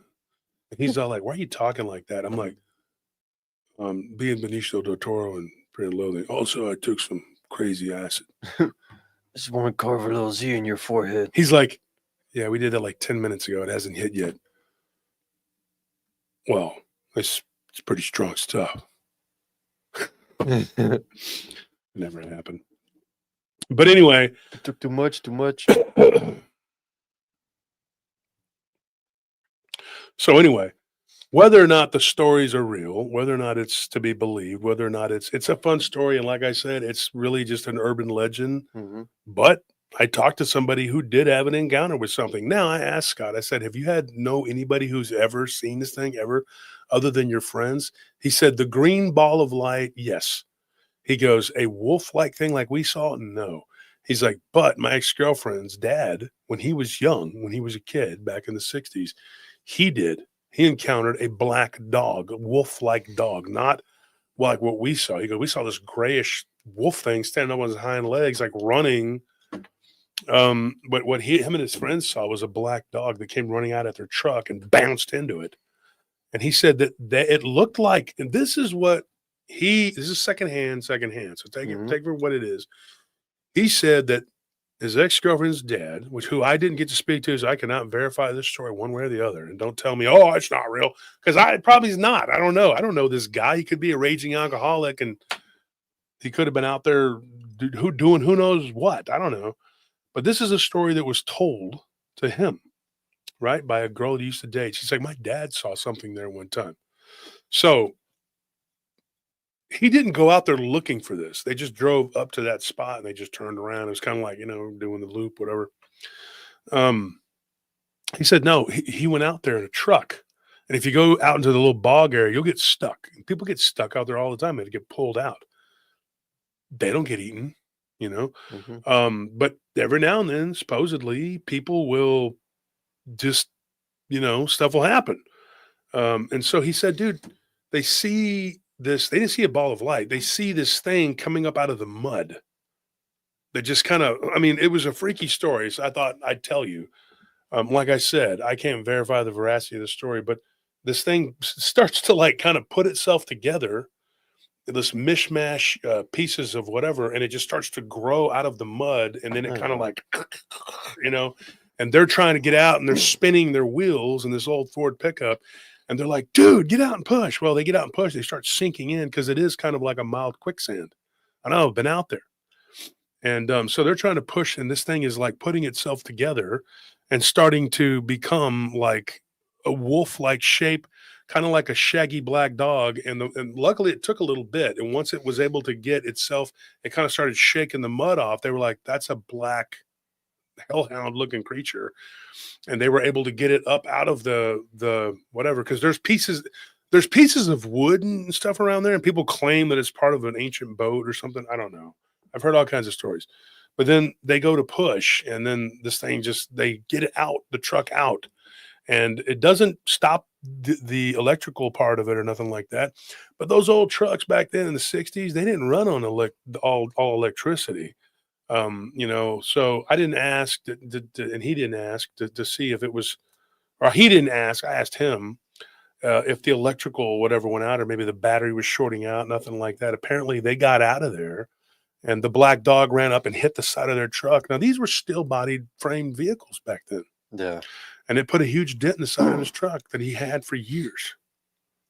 So his girlfriend, she was like, yeah, my dad told me a story when he was like, he wasn't very old when it happened. He was just a kid, but it terrified the hell out of him. And his dad told him, don't ever go down there, ever. Why? And his dad said, don't go there. And supposedly they went to like Thanksgiving, Christmas, or some holiday, Easter or something. And I can't remember what day he said it was. It was like a holiday. His uncle told him, his dad's brother said, yeah, I went out there one time and I'll never talk about what I saw. So yeah, there are people generationally who just don't do it. Don't do it. So that's crazy. That's a crazy thing. So, whether it's true or it's not, I don't know. And the thing with John Lafitte and the witch, that's a reenactment that I did, just, doing a little character acting or whatever. That's not necessarily what happened. I just imagine in my head, like maybe Lafitte comes out and just says, look, lady, I want you to do this for me. Make me a werewolf down there. Mm-hmm. Okay. It's dramatization. Not just some guy swinging a curvy sword. But yeah, So who knows what could have happened? We do know for a fact that he was around, he was there, and they did unearth his treasure on 3 different occasions.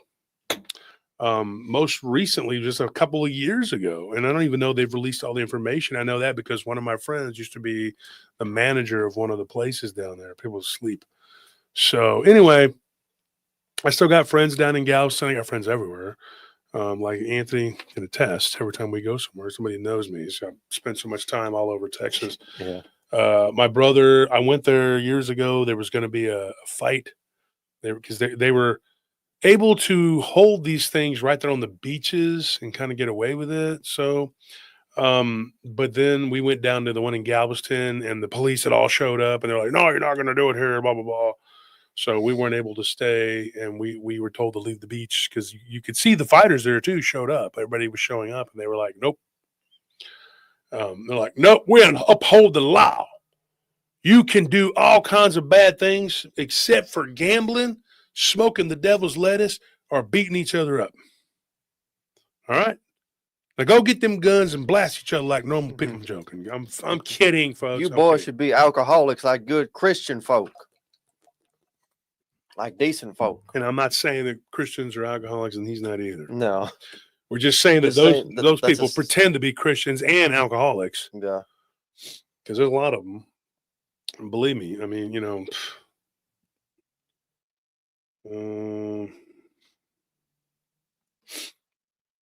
the Baptists and the Catholics, they meet up on Saturday at the liquor store. Yeah. They pretend like they didn't see each other. They keep their heads down. Yeah, they keep their heads down. But that green orb, like in any of these stories, anytime there's a green orb or a green glow, it's always a bad thing. And like we've gotten stories of people who think that they're getting visited from someone who they loved who's now departed, but that they notice that their eyes have changed color, and it's always to green. It's always green eyes, and that's always like a dead giveaway that that's not that person, that this is some kind of imposter spirit. There's something about that green glow that is just like always malevolent. And was it Rosemary Ellen Guiley who wrote The Vengeful Jinn? Yeah, because I remember reading that book, and in that book they classified the jinn according to different colors, but the one I remember specifically was she said the green jinn were like the younger ones, and while the lore behind the jinn is that they're not good or evil, they just have free will, but the green ones were particularly dangerous because those were the younger ones. Yeah, which young for a jinn is like thousands of years old, still young. But those were like the most unpredictable ones who were more likely to like break these spiritual laws, to just go, buck wild. So you had to be like really careful dealing with one of those green jinns. Something about the color green. But yeah, it's interesting. Quick history here. People are talking about Lafitte in the comments. Let me change camera. Oh. Is that on you now? Yeah. Quick history here. Lafitte, I gotta say this. People are talking about he was pivotal in the Battle of New Orleans. And people will always like to correct you when you talk about how important that battle was. Like, actually, the War of 1812 was already over. And so the Battle of New Orleans was not that important. And it was technically fought after the ceasefire and surrender of the British troops and forces in North America. So I had some stupid guy say that one time. And I'm sitting there and I'm like, are you done? Okay. I said, actually, you're full of shit. Because the British were famous, notorious for breaking any law or treaty because British policies made the world England, sir. And they did not give a damn. And if they would have won the Battle of New Orleans, do you think they were going to go, oh, we just won? Why would we leave? Huh? Tell me. Give me a good reason why we should leave, Yanks. Huh? We just beat you. And now we have the port of New Orleans. I'm afraid our troops aren't going anywhere. We'll see you on the battlefield. And Andrew Jackson would have been like, damn it. After I finish this entire bottle of whiskey, I'm going to resume the offensive. This is, you're going to have to keep fighting. But Lafitte saw to it that they were defeated by Lafitte. In the Battle of New Orleans, they faced defeat at the hands of Lafitte. The agony of Lafitte. Okay, all right, we get enough. But you see what I'm saying? Like, it could have gotten worse. It would have gotten worse. It would have stayed worse. But he took care of it. He stopped it. And rumor has it that he had a werewolf that helped win the. I'm joking. That part is not, But no, seriously though, I thought it was very interesting. Now, here's another thing that happens in Galveston. We could have done a whole show on Galveston. This one here, but this one was about Galveston too. And then we'll move on to some other parts of Texas. But here's one more. And now this one came, Scott, when I talked to this kid, I said, he's not a kid, but he's a few years younger than Paul there. And so Paul, and he's several years younger than me. So he's a kid to me. And I said, look, hey, let me ask you a question. I said, your friend tells me that you have a story that I'm most interested in, about some sort of mer creature that your brother saw. And he says, yeah. He goes, you want him to tell it? I said, yeah. And he goes, okay. So he got me in trouble. He got me in touch with this guy, and he says, hey, man, now this guy wants to remain completely anonymous. That's fine. His brother's name is Scott. Doesn't have a problem saying his name, whatever. But he says, yeah, I got to remain anonymous. He's like, I don't live there in Galveston. I have an insurance business in Texas still, but not there. And he's like, I don't want to be known as the weird guy that saw this. He's like, I'd be more, probably less laughed at if I saw a Bigfoot. I said, yeah, probably. But I said, you wouldn't be the first person that has actually told me something weird about Galveston, but you wouldn't be the first person that's told me about this. This one blew my socks off, and he was a good storyteller. I wish he would have come on and told it, but you can't always get what you want. Here's what happened though, and I can retell this. Okay.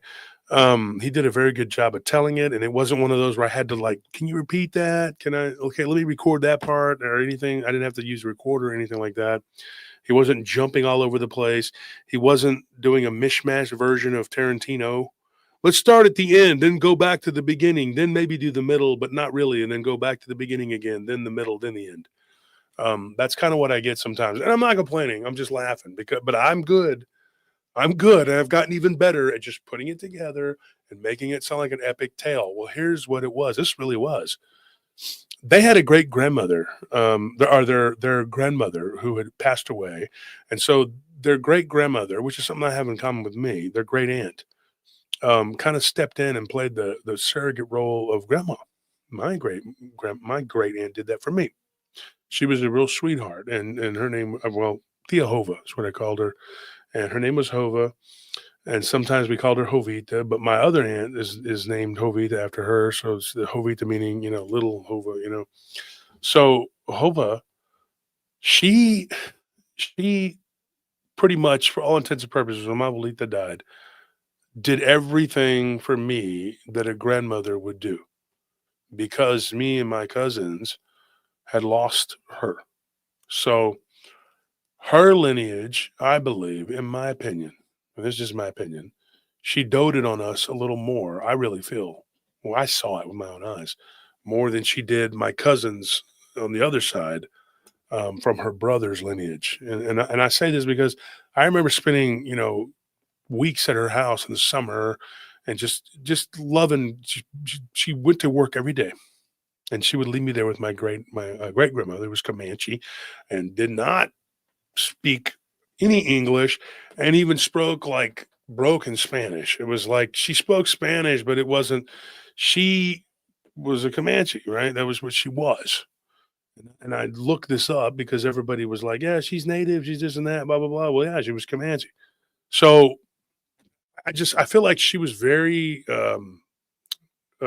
she doted on me especially. And I think it was because my great grandmother loved me so much. She adored me. I would sleep in the room, and she would come in there and sit down in the rocking chair and just rock and sing to me and read the Bible to me in Spanish, and I would just sit there, and then she would speak this other language that I didn't know what it was. Now I know what it was. But she would talk to me and ask me questions, and I would smile because I didn't know what the hell she was saying. I was a little kid, but I enjoyed my time. It was very peaceful in that house, and I enjoyed being around her. And when Wella, that was my great grandmother, when she passed away, my great aunt moved back to Taylor, and I would always go and visit her and sit at her house and talk to her. And pretty much every Wednesday, I would go to town, or Tuesday, I mean, was our day. I would go to town and I would take her out to eat, especially after my grandmother on my dad's side passed away. I just I guess I used to split my attention between them two. So long story short, she took care of me. So I had that in common with them. Their great aunt was very close to them. She stepped up and became like their surrogate grandmother. Well, she had a nice house right there on the beach. And when they would stay there as kids, Scott said that sometimes it would scare the living crap out of him. And I said, why? He says, well, he goes, what happened to my brother was way more intense than what happened to me. He's like, but I had one thing happened to me that I can say 100% was paranormal. At least that's what he calls it. And I said, okay, what was it? He goes, well, one night I heard something kind of rattling at the back door. He goes, of course, the back door is just, there's just like a blinds, whatever, that close and open up. And he's like, it's just a sliding glass door, and then there's like a screen. And he goes, and you got the view of the beach, the water. It's nice. It's pretty. The houses are built kind of like up on stilts, And he says, my great aunt had lived there for years. Right. He goes, and we didn't call her great aunt this and that. He goes, no, we called her Aunt D. And so he goes, so we called her Grandma D. He goes, so Grandma D said sometimes you might hear weird things at night. She's like, but don't worry, that it's not going to hurt you. But whatever you do, if you hear these weird things, she's like, don't unlock the doors. She's like, if you start to fall asleep and it gets late, she's like, she goes, by 3:00, no matter what, by 3:00, get up and lock that back door. Close that back door. As long as it's locked, she's like, you'll be fine. She's like, but if you don't, if you leave it unlocked, something could happen. And they're like, what do you mean, Grandma D? And she's like, something could take you. And then they're like, okay. And he's like, first time I heard this, I was 8 years old. I'm like, I'm 8 years old. My brother's 10. We're like, what? He goes, we're like sitting there playing video games. We're like, what? Like, I don't feel like playing PlayStation now. What is this crap? This is nuts, whatever. Or whatever video games they were playing. And he said, dude, we were dumbfounded. He's like, we didn't know what she was talking about. We're like, something could take us? Like there's some kind of monster out there, And she's like, no, it won't hurt you as long, but you gotta lock the door. She's like, and if you see something weird, don't panic. All right. She's like, just come and get me and I'll deal with it. So they're like, this is crazy, right? He goes, so my one sister, who was already really spoiled, because we love this about my Grandma D, she treated us all equal. My one sister, she's like, she was very spoiled. She's like, and my brother and me, we're so jealous of her. She was the baby and she was the only girl. He goes, we had an older brother who was like a half brother, who was like 4 years older than us from my mom's previous marriage. And my dad took him in and just raised him as his own. And him and my dad, he goes, it's weird because him and my dad got along real good. And my mother always kind of felt bad for him because he had lost his dad years ago in a boating accident. He goes, so he was kind of like, athlete. Everybody liked him. Everything was great. My dad was always like, why can't you be more like him? You two are just a couple of turds, whatever. And we're like, we're just own flesh and blood kids. He's like, and then we had Angela, the little baby who was just spoiled little brat and blah, blah, blah. And he's like, or whatever, her name was Angela or something like that. And he said, she would go over there and be like, Grandma D, can I have this? Can I have that? And she's like, no, not unless I can afford to get that for your brothers too. So she treated them all very good, so she had 4 grandkids and loved them all. And they were just like, this was his mother's great aunt. So they treated them all equal, whatever. He's like, my mom had 2 sisters. They were all girls, all 3 of them. There were 3 sisters. That was it. And only one of them had kids besides her. And so she had 2 children. One of them had passed away young, sadly. So they had 1 cousin. And he would come over there and stay with them too. So John Douglas, that's the other cousin, whatever, he comes over and he's staying with them. And this is the name that he gave me. I don't know if this is a real name or not. But anyway, John Douglas was there. He goes, it was me, my brother, and then we brought a friend. We brought a friend to come over and stay because we were no longer living in Galveston. We had moved to Houston because my dad's job, or Pasadena. And I'm like, ugh, gross. Anyway, no offense to anybody from Pasadena or them. I already made the joke to them. And they laughed. But his dad got a job working in Pasadena. And so they moved to Pasadena, Texas. And then they eventually ended up moving to Sugar Land, which isn't much better. But anyway, his dad had a job, right? They had to do some stuff. And so they would go and they would stay out there for like maybe 2-3 weeks, kind of like, it's his grandma, And so he goes, we were all out there, man. And my grandma had this pretty nice sized house. It was 3 bedrooms and a study. And it was big. You see how big those houses are out there, Anthony? Oh, yeah. And they're really pretty. Nellie was like, I want to live there. I'll go, yeah, until a hurricane comes. Yeah. This place had survived 2 or 3 hurricanes. And it had been around for a while and it was nice. She had renovated it. She rented it out sometimes because she would travel and go up to Vermont. She wrote books and stuff like that. She was a ghostwriter. And then she did all kinds of other stuff too. She seemed like a really amazing and neat woman. And I'm sorry for y'all's loss. But she would welcome the kids and be like, yeah, you do what you want. He goes, and amazingly, we'd be 4 or 5 kids there. And we all would just, we'd get along. We wouldn't do much. He goes, but one night we played ourselves sick of video games and she had an old record player. We were playing Rolling Stones and all this other great stuff. He goes, and then everybody falls asleep and I'm still there with my friend Matt and we're like playing. And he's like, man, I can keep my eyes open, man. So he was just about ready to go. He's about ready to pass out. And so Scott says, I'm going to put the controller down, man. I got to call it a night. He goes, and then he's like, I feel something kick my leg. And I'm like, well, what's going on? He goes, I open my eyes and I'm like, and I look over my friend who's in his sleeping bag on the floor next to me. He goes, dude. He's like, dude, are you awake? And he goes, well, yeah, I am now. Yeah. He goes, Scott. He's like, Scott, look out the back door.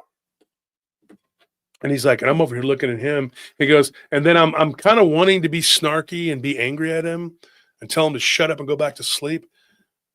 But now I'm being told to look at the back door. And so if I don't,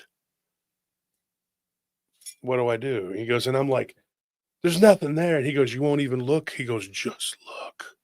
And I'm like, no. And I'm pretending like I'm aggravated, but I'm scared shitless. Mm-hmm.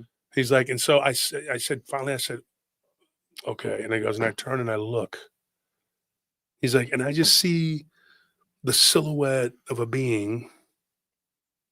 He goes, I'll never forget, the moon wasn't behind us. It was on the other side. He's like, and there was this thing standing there. Now they had to walk up the steps to get up to the, we were close to the beach. You could hear the waves crashing at all times. He's like, he goes, I'm staring at something. I don't know what this is. He's like, and I'm really freaked out. He's like, and it had long, slender body. He goes, there were legs. He goes, and there were long, skinny arms. He goes, and I could kind of look and see the head, the features. He's like, and then this thing leaned forward and I could see the eyes, orange glowed eyes, looking in the back jealous door. I mean, do they still call it that? I don't know if they call it that. But it was looking in at him. And he's like, I'm like, what is this that I'm staring at? He's like, and he goes, I got to say, it kind of looked like, not totally, but kind of looked like Merman from He-Man in the face, but not, the shape of it wasn't the same. But it kind of had this weird, like big lips, and it looked fish-like in the face.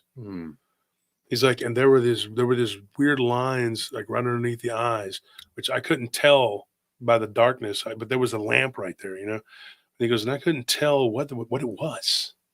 He's like, it looked kind of like there were cuts, but it wasn't natural, like it was made that way or something. Mm-hmm. He's like, and I'm just like, what in the hell is this? This like a fish person or something, right? He goes, so I'm just laying there. And I've got a lot of weird stories from Galveston. When I looked in the files, I was like, holy crap, there's like 5 or 6 of really good ones. The other ones are kind of short, whatever, but there were some pretty good ones in there. I have another one too. This is what, it kind of intrigued me. And so I was like, dude, what in the hell? And so I don't know what's going on there. Okay. But if you're on the beach, I'd say in Port Aransas, Padre, Mustang Island, Galveston, South Padre, whatever, any of those places, I would suggest not sleeping on the beach. I already heard too many damn stories, and I've had people come on and talk about these things too. Stuff comes up out of the water. Yeah, look at what happened to Loki, and then the stories that Chief was telling, not that happened to him, but to people he knew. I mean, dude, we're good. All right. I'm like, my wife's like, we should sleep out on the beach. Thank goodness the mosquitoes bit the shit out of us. I'm like, oh, okay, well, we're done.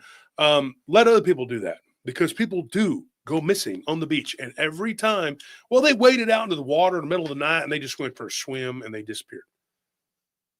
So then, okay, then the body should have just floated back, but it didn't, right? But so a great white got them. What happened? Or maybe they were abducted. Now, great whites, as far as I know, tiger sharks and bull sharks and, you know, whatever kind of reef sharks, whatever's out there, they don't, or makos, whatever, they don't they don't crawl under the water and grab you. Typically, once you get to the water, unless it's a horror movie, they're not going to come lunging out of off the beach and just grab you on the beach.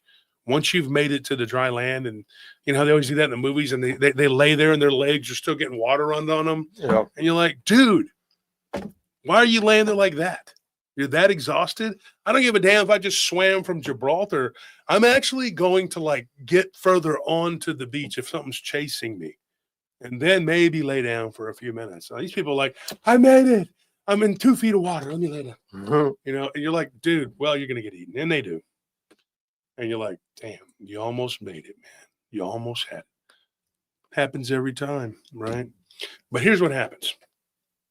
He's like, I see it. Then it just backs up, and then it goes, and it's gone. He's like, and I said, did it float, jump, whatever? He goes, it must have jumped, because I don't remember it hearing any noise of something that size, which was about maybe 6.5, 7 feet. He's like, of course, my kid mind, I couldn't, you know, I don't know. He's like, but it was like a mer creature. And I said, male or female? He goes, I want to say female, but I don't know. I don't know. He's like, I told my friends and everybody in the morning.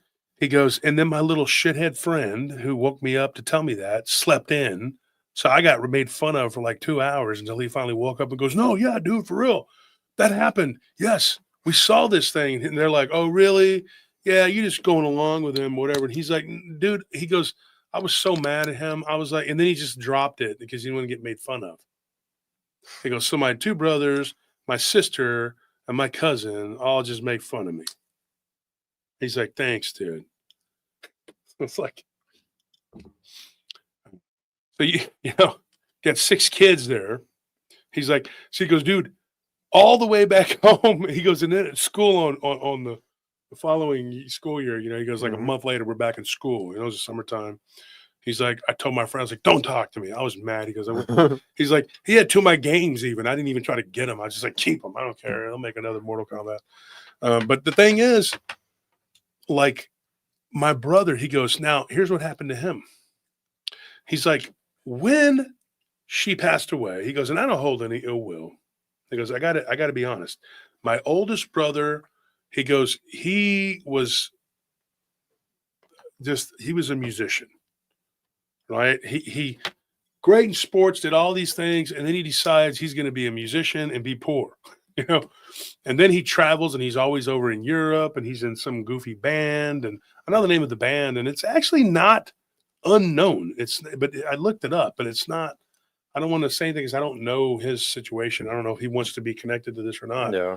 So, yeah. So Anthony's like, yeah. Okay. We know Anthony, the Sue scary guy, whatever. I'm joking.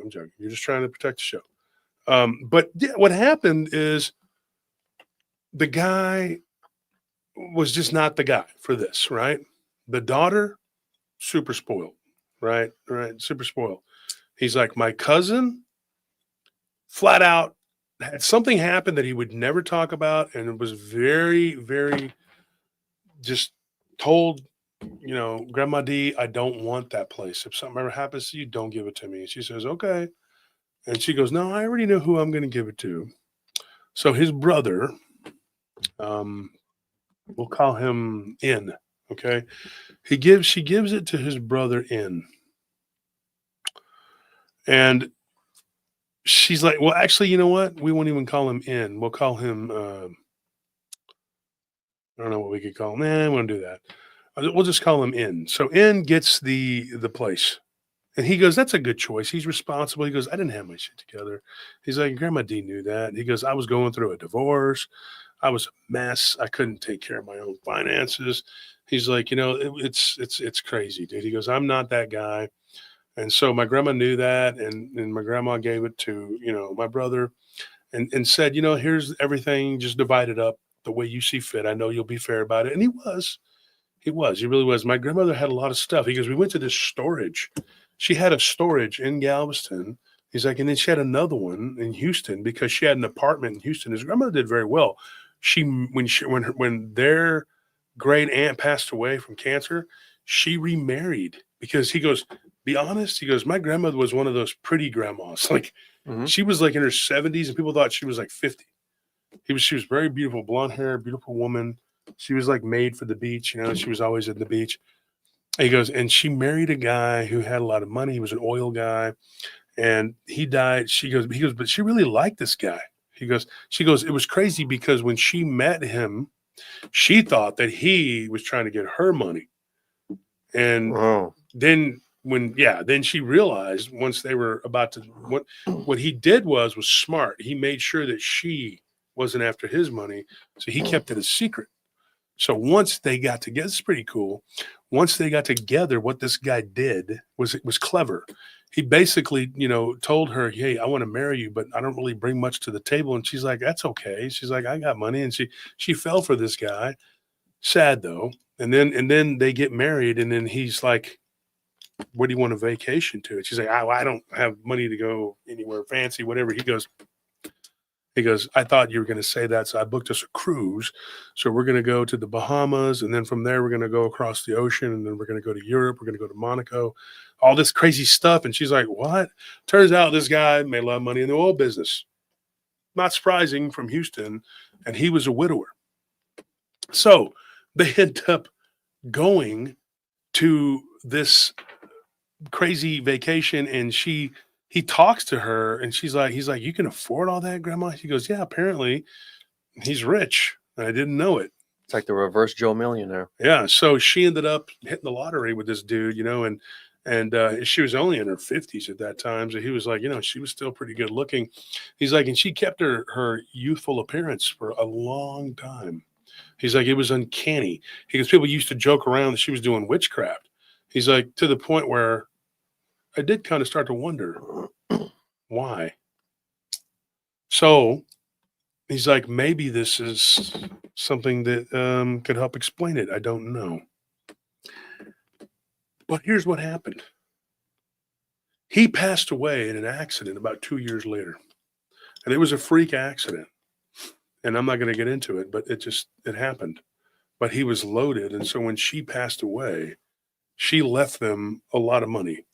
And then their parent, the three daughters or whatever, ended up, her sisters, whatever, they got a little bit, whatever, their whatever cousin or whatever, they got some, and everybody got some money. He goes, I got money, but he goes, but N got the most of it, and he divided everything equally. He's like, and it was a pretty good sizable chunk, He goes, it helped my older brother kind of snap out of his, whatever. And he did something with it with the help of my stepdad, or his, dad, which was his stepdad, got him together and said, look, invest in this, do this and that. And they started a business together. So kudos for them. It was like a brewery type thing. Cool. And so anyways, there was this, everybody it was like a windfall. He goes, she was already very generous to us, but when she passed away, oh my gosh. And the way she passed away was still kind of a mystery. Like it was weird. Like we didn't know there was anything wrong with her at all. So she just goes to sleep one night in her Houston apartment and she doesn't wake up. So that was weird. But here was something that was really weird. There was a phone call from her Galveston residence, about 20 minutes before she passed away. So how the hell did she end up in the Houston apartment? Very weird. So here is the story. Whenever N took over, he went to the storage units and he retrieved, which, I mean, he thought, you know, it could never have been the way that she had a prepared statement from a lawyer, and the lawyer said, here's the keys, go to these storages. One of them is filled with treasures. Kind of like, you know, he's thinking, oh, it's grandma's treasure, you know. Grandma's going to have to do some road work, right? What is it? Road work? No, this car is always parked outside. It's getting towed. Oh, wow. Really? Yeah. Is that the one that's parked on the side of the building? Oh, over here. That's the guy that's downstairs. Yeah. Shouldn't we tell him? Yeah, let me go see. Because he only parks there at night to do his work. He's like a tax agent or something like that.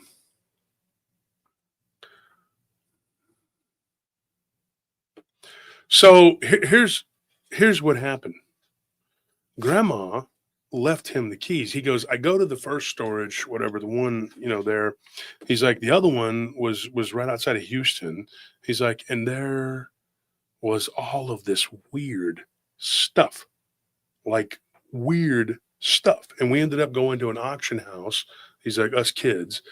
And of course, there is, you know, there's this stuff there that some of it, they were asking us, where did y'all get this? And he's like, our grandmother left it. It's completely legit. And the lawyer was like, yeah.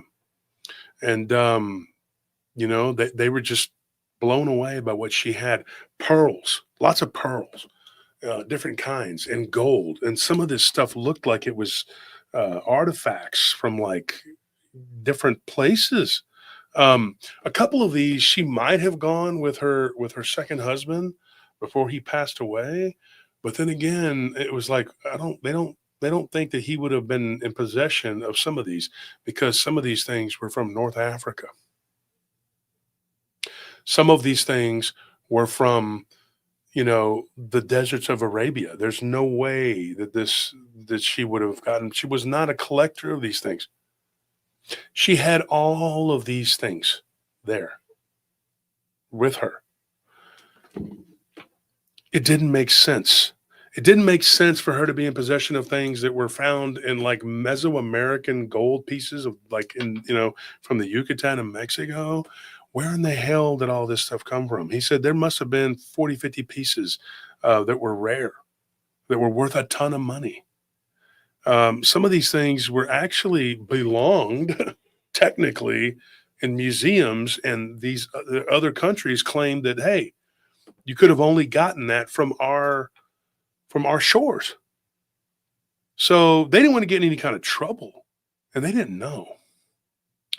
So all they had was this letter, you know, and then the lawyer said, yeah, I have this letter, and it was to be opened when she passed away.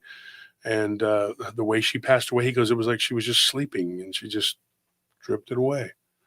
She was like in her late 70s. He goes, and I'm telling you, he goes, she didn't look a day over like maybe 55. Weird stuff, right? But it gets weirder. So when N goes to take over the place, because he has to stay there for a little while, he decides, well, I'm not going to keep this place. Do any of you want it? And everybody's like, no. It's not the same with Grandma D gone. So they were going to, they were going to sell it, and then they were going to buy another one that didn't hold all the memories and everything that was down the road from there that was for sale. And when those people were selling, they talked to them, and they're like, oh, we knew your Grandma D. These people were what they call snowbirds. They were like from up in Vermont. Remember, she liked to go to Vermont and stuff, right? So they were like, yeah, they were from like up in Vermont, right? And so I don't know if I told that part about that. She used to travel to Vermont sometimes. And so he's like, dude, they were the friends that she had, that she had talked them into buying a condo down there by her a few houses down. And she would walk down there to them, and they would go and eat dinner in town. And they would stay there. And then, you know, in the summertime, they would go back up to Vermont for a couple months, and then they'd come back and they'd live there in the winter. But they liked it there year round too. They'd stay and they'd come and just enjoy being there, you know, year round. They would come back and go and come and go. And they were really good friends, and she used to work with them. He's like, but he goes, my grandmother did not have the kind of money or means to afford these things.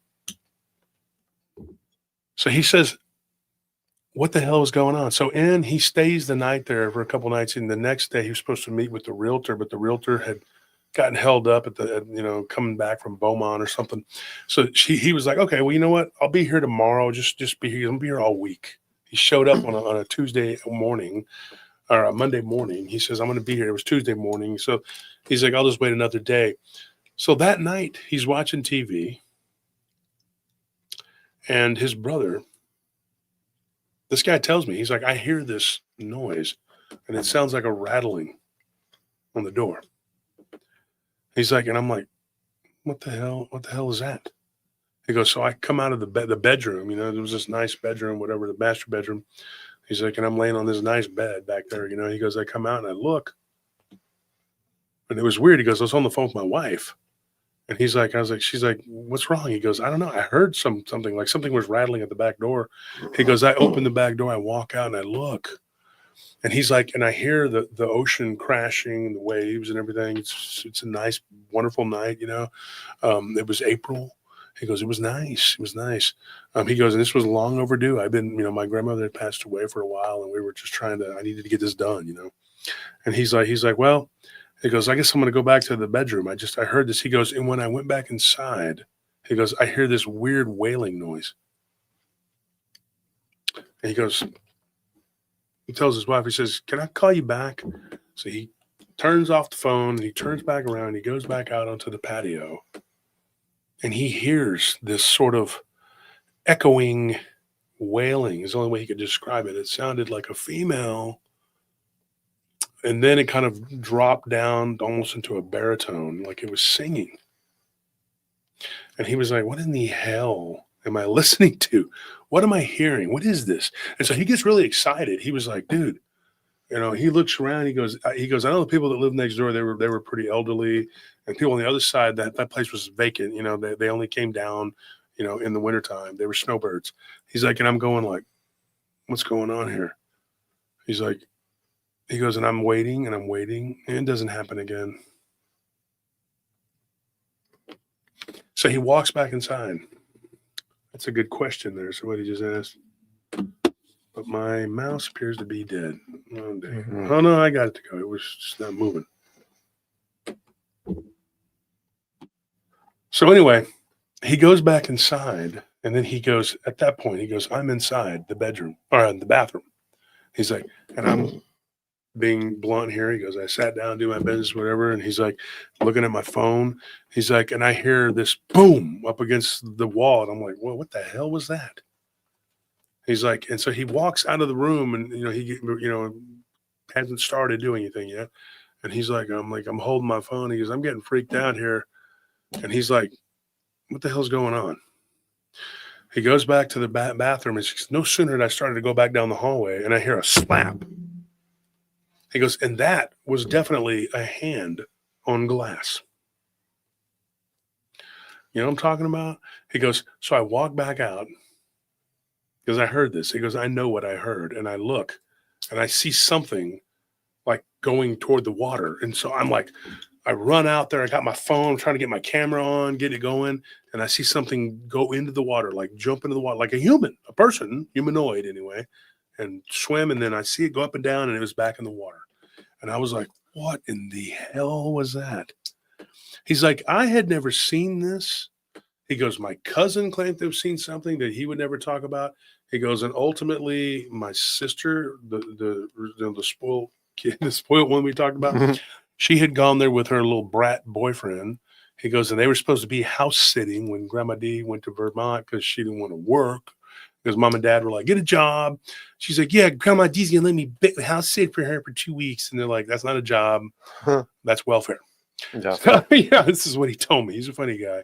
But then he goes, dude, so my sister had stayed there and her boyfriend went downstairs to go for a swim. And when he came back up, he could have swore that he saw something peeking around at him behind the pillar. But there's no way as thin. The pillars were thick, but not thick enough to conceal a person.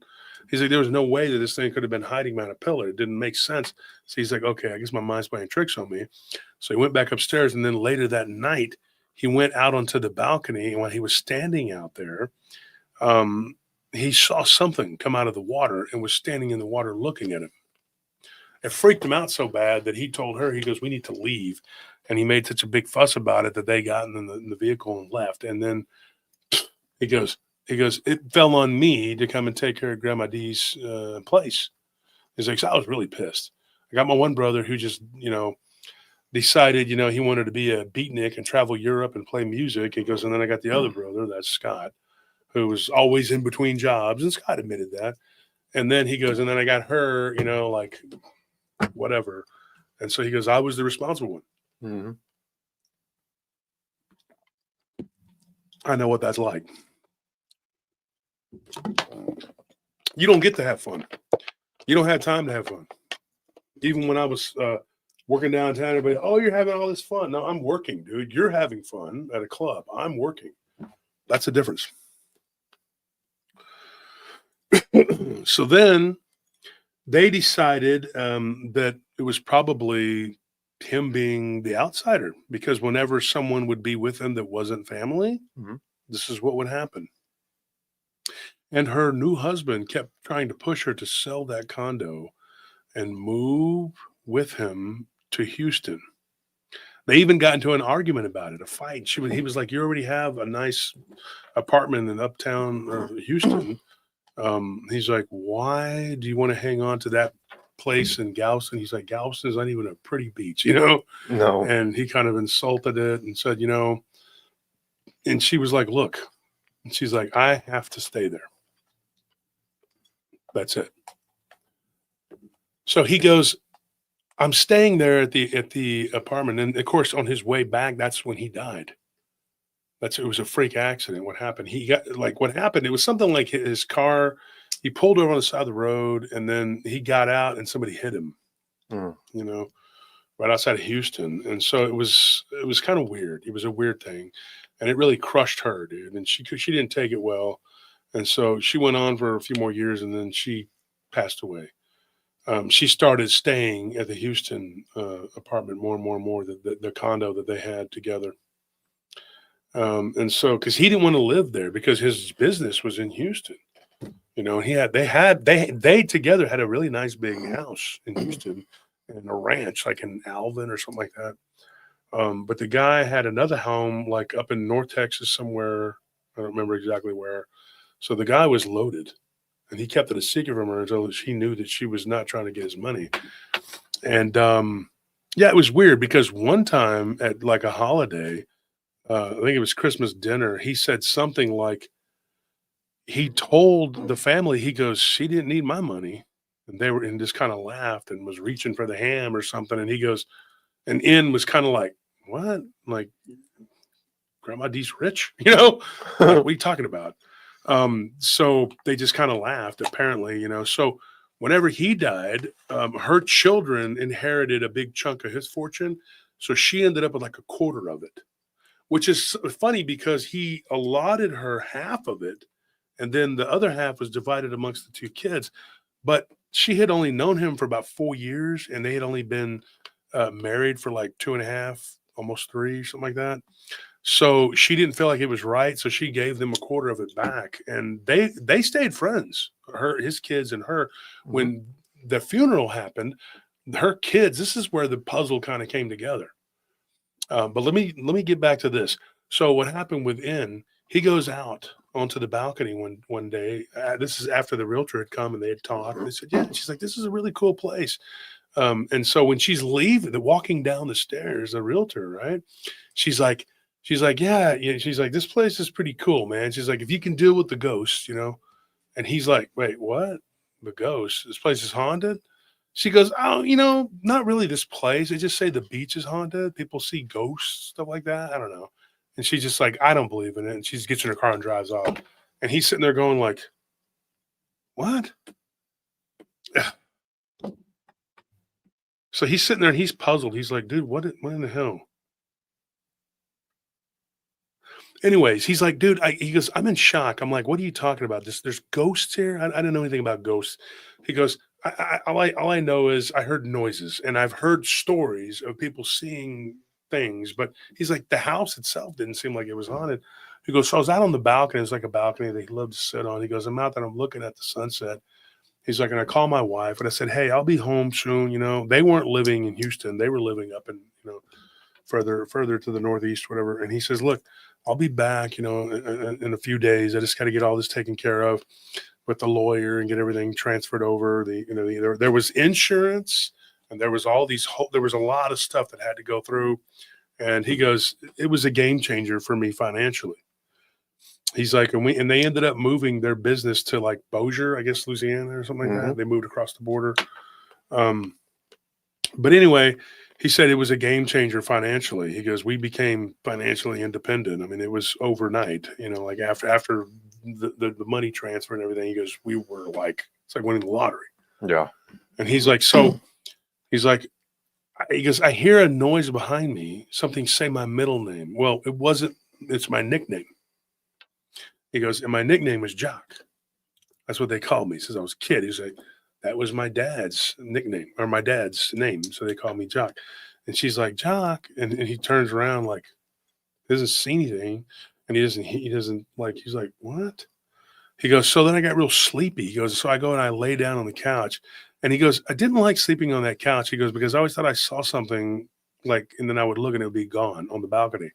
He's like, I don't mind being on the balcony. He goes, but laying on the couch with something possibly there looking at me, it was unnerving, even as a kid. He's like, I remember one time as a kid, I was eating like some cereal. It was like Cocoa Pebbles, Fruity Pebbles, something like that. He goes, and I'm eating and I'm watching Saturday cartoons, whatever. And he goes, and I go to eat and there's something that like moves off the balcony real quick. And I heard the footsteps and I spilled the cereal all over me. And my grandmother wasn't even up yet.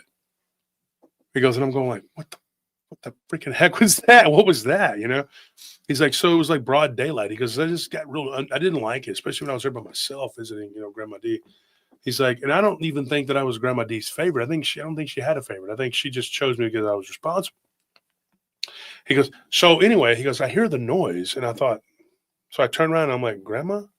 He goes, and he didn't see anything. So he goes back to the bedroom and he's sitting on the bed and he speaks to his grandmother. He tells her, he says, Grandma D, he's like, if you're there, can you come to me? He's like, and then he gets up and goes back really sleepy. And for whatever reason, he has no idea why he does this. He has no clue. He never did this before. He goes and he lays down on the couch and he goes to sleep. He goes, why would I lay down on the couch and go to sleep on the couch that I'm scared of since I was a child? He's like, and sure enough, I did. He goes, and then I'm asleep with my eyes closed. He's like, and I hear this rattling at the door. And I'm like opening my eyes. He goes, and my head is facing away from, so I'd have to see something, you know. Mm-hmm. He goes, and I just kind of look back, you know, I'm like, what the hell? You know, and I can't really see, so I have to turn and face it. And I'm like, he goes, I'm so tired, I can't even tell you. He goes, and right there, I'm looking at my grandmother. She's right there on the balcony. He's like, and she kind of waves at me. He goes, and next to my grandmother is this thing. He's like, I don't know what this is. He's like, I jump up and I'm startled. And I'm like, I'm looking at my Grandma D who has passed away. I went to her funeral. I went to the burial. I saw the whole thing. He goes, this could not possibly be. She is not alive. And there's this thing right next to her. He goes, and I don't know what that is. He's like, the only thing I can think of is that looks a lot like what my brother Scott said. Mm-hmm. And he goes, and I'm taken aback, and I'm like, you know, he goes, and there is this feminine looking thing, but there's no breast. It just looks like it looks female. He goes, because it wasn't wearing any clothing. He goes, and it was bluish gray looking thing, you know. He's like, but in one angle of the light, then another angle that kind of looked green. He goes, I didn't know what I was looking at. He's like, and I could see there were like these slits on its neck. And then I saw this weird gashes under its eyes. It looked like something like How if you were to cut yourself, it wasn't equal, even. He's like, and I'm looking at this thing and it was just staring at me. He goes, and I saw the eyes blink and it was this weird, like a membrane. It would go up like that. It was like, what in the hell am I looking at? He's like, and I'm sitting there. And so he goes, I stand up, I go toward the door and I go and I turn the latch and I walk back. He's like, and then I realized the door wasn't locked. He's like, because then I saw the latch go back and then the door slid open. They didn't touch it. He's like, and then my grandmother kind of just stepping back, says, this is my friend. He's like, okay. And he goes to accept this, right? But there's no words. She's not speaking with words, right? Yeah. And she tells him, she's like, be kind to her. She won't harm you. And then she's kind of like, it's just gone. It's not like, it was just like, boom, gone. He's like, and he looks at her and she just kind of shimmers and then she's gone. And then he's like laying there. The next thing you know, he's standing up like from a dream, like he was dreaming it, right? And he was standing there in the room and he's like, what in the hell did I just witness? What in the hell was that? What was this fish person standing there? Like, why was I seeing this? Like, what in the hell? He goes, I'm not going to lie. He goes, every once in a while, I would smoke some pot. He goes, I hadn't had pot in 2 weeks. He's like, I was like, I'm not on some pot, whatever. He goes, I don't know what this is. He's like, but that was too much. He goes, and then I go to the door and it is unlocked. And he goes, and I remember locking it. Because you do get people that come out there and steal, and he's like, I'm armed. I'm always armed. It's Texas. He's like, I was totally convinced that was real. He's like, so I called my wife. It's like 1 a.m. and she's like, what's going on? She's got to work in the morning. She was a teacher at the time. And she's like, I got to do the lessons and all that tomorrow and blah, blah, blah. And she's like, I'm really tired, And he's like, yeah, I know. I'm sorry. I didn't want to wake you up, but this something really weird happened. So his wife tells him something. She goes, you remember Carolyn and this, I forgot the other guy's name, whatever. It was one of those names, like it could be female or male. I can't remember. Anyway, Carol is the one that she was talking to.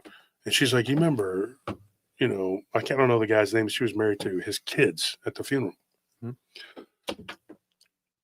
When she was talking in private to him, or to them, it was her and Scott and the cousin, right?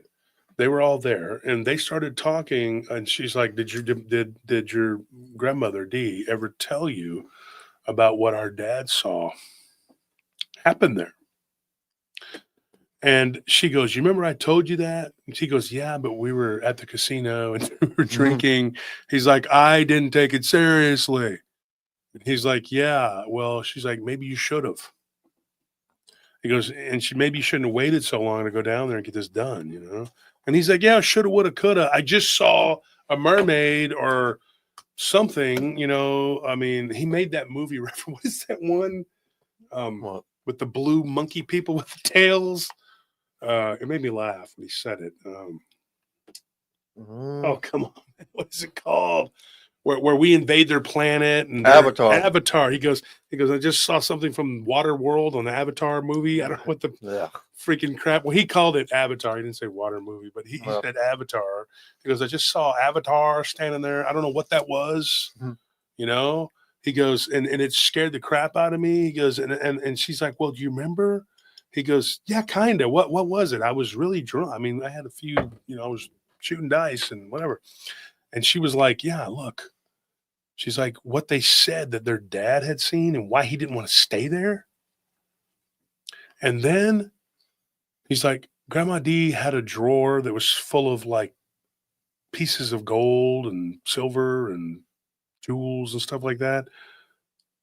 He's like, did you ever wonder? Because Grandma D didn't have like a really good job and she had a lot of money. And everybody made a joke that she had found Lafitte's treasure. Like, 'cause she would give these pieces of gold away at Christmas, he goes, but you remember how everybody's gold or so whatever it was that she gave away, that like something would always happen. Like it would go, like they would wear it and then something bad would happen. And so people thought, don't wear it. It's cursed. Just leave it in a drawer. And then one day it would just disappear. She's like, okay, do you remember when we opened the storage built the shed? She's like, the second one, the one in Houston, it had all the gold and stuff. You remember there was stuff in there that had been given to us. And it was back in that storage shed. Do you remember that? And he was like, yes. He's like, you remember how she had a lot of gold that had been melted down? She ended up with all these gold bars. Remember that? And he's like, yeah, I remember that. She's like, okay. Well, her husband claimed that he saw this weird creature sitting at the table talking with her one day when he drove up, and then it stood up and went out the front. Well, there was no front door that can go back down. It was just, there's no way. So it should have been at the front of the house. It didn't come out. He's like, this is crazy, right? So all this starts coming together. Then he's sitting in the house. He goes, dude, I go into the restroom. I start putting water on my face. He goes, I'm looking at my face and there's no color. He goes, there's nothing I could do to bring the color back to my face. He goes, I was completely floored. He goes, I just saw something, but it was a dream, right? He's like, it was a dream. It wasn't even what my brother Scott saw or my cousin wouldn't talk about. It wasn't what my sister's boyfriend saw. I have been here for years. He goes, and when I was a kid, I saw something on the balcony. He goes, and then I felt like I was being dunked underwater. He goes, I was like, wait a minute. What I saw when I was a kid, it moved really quickly. He said, dude, all of it came back to him. And I said, no, you sure it wasn't like something because you were already thinking this, that the memory kind of was pushed into your head to believe? And he goes, no. He's like, no, I remembered it. He had remembered this. He goes, what happened to me as a kid? Because he had said, when he told, the way he told me was this.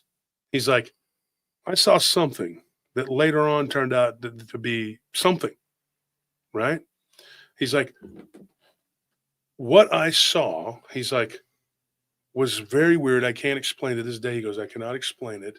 He's like, and at the time, and for a while, I didn't believe in it. He's like, to the point where I had pushed out of my mind. And then we just kind of kept going, and I didn't bother to stop him at that point. And I was waiting, I took a note. I was like, I'm going to ask him about that. No, he didn't. I didn't have to. He said, you remember when I told you that I saw something as a kid, and I thought I didn't, but I see what I see. He goes, I remember a mer-looking creature with weird pointy elf-like ears, gills on its neck, run off the real fast. He's like, you know how you see things in the corner of your eye and they're like, he goes, like that. He goes, but I caught a glimpse of this thing. He's like, and it looked like a demonic mermaid. That's what it looked like. The only way I could describe it. He goes, like an elf of the sea. He goes, you know how unnerving it is to see an elf of the sea? I said, I've seen a werewolf. Go ahead. And he was like, well, okay, touche. I said, look. He's like, dude, I saw this thing dart off of the balcony. He's like, I know what I saw. I'm not going to argue with the man. You saw what you saw, right? He's told me, he says, look, he's like, I know what Scott's friends claim to have seen. And that was weird. They saw some wolf-like creature chasing them. He's like, this thing. He's like, this was a creature from the depths, whatever. And Scott, my brother, had seen it. But I thought, yeah, and he also, claimed years later that werewolf chased him. Saw a green blob of orb out of Mosquito Cove. He's like, I don't know, I believe all this crap. Right? But I told him, I said, but I was like, what if it was real? He goes, well, that's the thing. He's like, that night I decided I was going to stay up the rest of the night. I wasn't going to go to sleep. He's like, and so I sat there and I stared at that and I watched TV nervously. He goes, and I looked over and I kept watching that back door. He's like, and then I couldn't take it anymore. I fell asleep. He's like, and then I heard some sort of like metal clanging, rattling around, and I wake up and I go to the door and I'm looking and I don't see anything. So I just turn around and go back. I sit in the chair and I'm just like rubbing my face. I'm so tired. He's like, and I'm looking at the TV and I'm just like flipping through 1,000 channels of nothing. I know how that goes. And he's like, I can't take my mind off of the fact that there's something not right that's right there coming out of that water. And he's like, and I'm starting to believe in it more and more. I'm super nervous. He's like, and then I realize that if this thing, whatever this is, was messing with me, if it was going to hurt me, it was going to hurt me. But apparently, he goes, my grandma D, he goes, I could feel her presence. She was there, and it put me at ease. She's not going to let it hurt me. And she coexisted with whatever this was. He goes, so I fall asleep. He goes, and then he's like, my grandma D came from the back room down the hallway. She sat down next to me, and she comforted me, and she said, Jock, everything is going to be okay. She's like, they'll bring you a gift. Just accept it. Don't be afraid and don't be cruel. Don't be mean. And whatever you do, don't think bad thoughts to them because they can read it. He's like, she's telling me this. And I sit up and I'm like, okay, Grandma. And she's like, go back to sleep. You'll be fine. She's like, this place will be sold in less than a month and you don't have to deal with it anymore. And she's gone. He goes, and I wake up in the morning. He goes, and I get up and I go out onto the patio.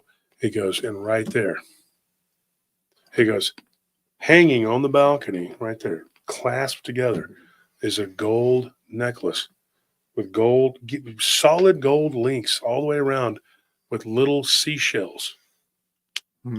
Real seashells with gold on the outside of them. He's like, and I take it off. And I'm like, look at this thing. It's unbelievable. So he goes, I look out toward the water and I'm like, what is this?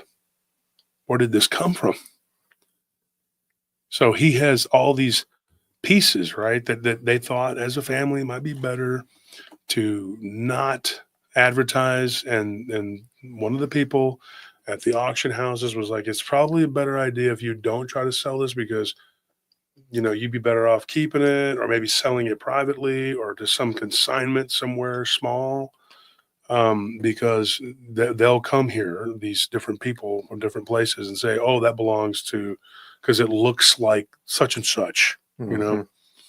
And so they were kind of advised by a nice woman and man, a husband and wife, told them, don't do that.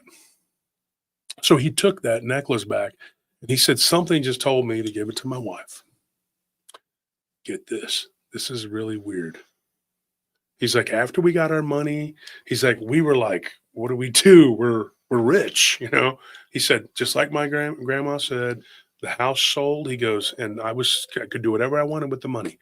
He's like, and I divided it up equally amongst my siblings. He's like, my brother Scott protested because he said, I don't think Angela and the other one should get what we get. And he's probably right. He's like, but I did the right thing.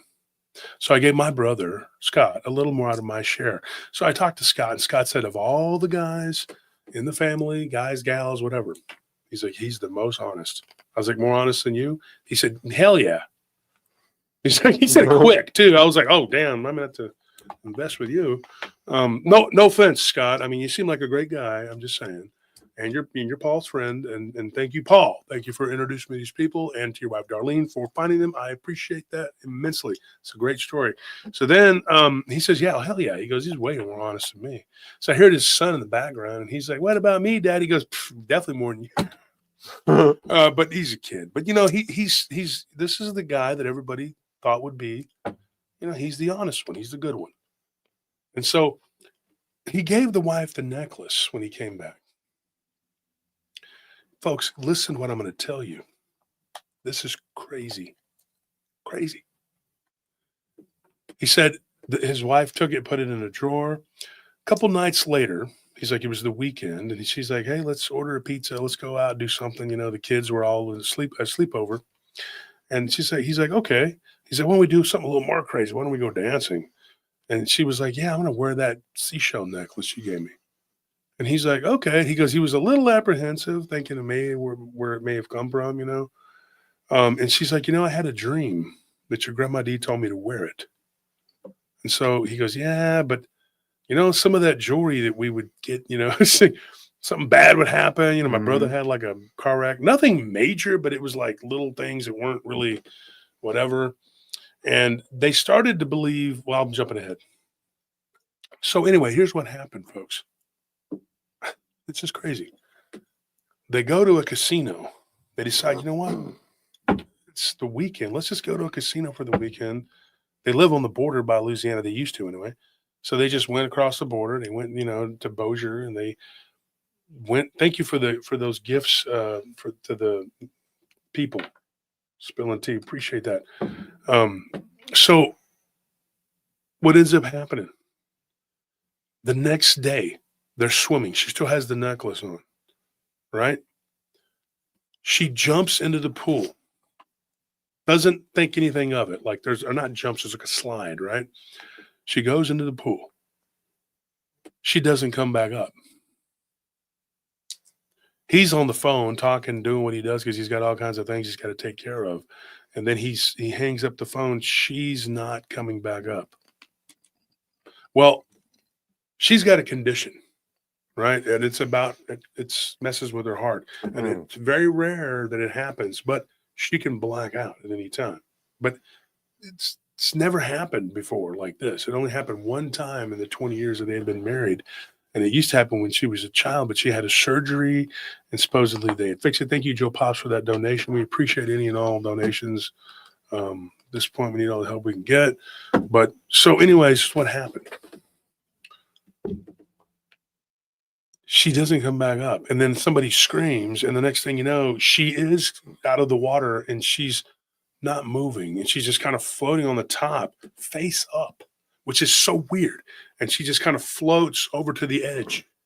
And then she starts coughing up all this water. And then she's awake, and just this person that was no lifeguard. There was just a person there that was, trained swimmer, and got in. He pulled her out. And of course, he's running over there. He goes, I go to run over there and I slip and I slide. Luckily, I'm okay. He's like, and I pop right up. And he helps grab her and pull her onto the pavement, whatever. And she's like, I don't know what happened. She's like, I went down into the slide. I felt like I lost my breath. And the next thing you know, it was darkness. She's like, and then I felt like I breathed in water. She's like, and then I saw this light. She's like, and there was this weird being that just kind of came out. I didn't get a good look at it. It was kind of shadowy. And it just pushed me up out of the water. So it was crazy. So did this being save her? Did something save her? Was something connected to that necklace that he found hanging on the balcony? Did that necklace, was it there? Did it do something? Was it blessed? What was it? Or maybe the necklace was cursed, and that's why what happened to her. But the being just happened to come and be able to help her? I mean, she said it was like a light. It was like a light, yeah, that like a boom, like a light. It was darkness and then a light. But here's the other thing. Consider this. She was asleep wearing that necklace, and they were at a lake. And her daughter, who couldn't swim, was supposed to wear the life jacket. She could swim. She wasn't a strong swimmer. She was supposed to wear the life vest. She got on a Sea-Doo, and she didn't even have it closed and was being irresponsible. When she fell into the water, the vest came halfway off. She started struggling to try to stay afloat. She was grasping, and once the vest is off and, you're not. So, yeah, she started to drown. She's like, I'm laying there in this little cabin asleep. This is his wife's story. Second time this happened. She's wearing that same necklace because she believed it brought her good fortune. She's like, and she goes, and I believe that there was angel energy attached to it. That's what she believes. It's not what I'm saying I believe. I don't know what it is. Okay? When she hears this noise saying, wake up, and she goes, I wake up and I look and I see this bluish green being standing there. She's like, and this thing is pointing like like that. She gets up and she hears this screaming. She runs out onto the lake. She just goes running into the water. She's a strong swimmer. She swims out and she sees her daughter and her goofy, she calls him a goofy boyfriend, trying to save her. Now he looks like he's drowning. She goes, I don't know how I did it, but I grabbed both of them and just used my legs and pushed them into the shallows. She goes, my daughter had been inhaling water and I pushed the water out of her. And then another guy came and started helping me and we saved him. And the whole time, it's like my husband is in this big meeting that he had for his company before they decided to sell it. And so she's like, this was crazy. This necklace maybe was what did it.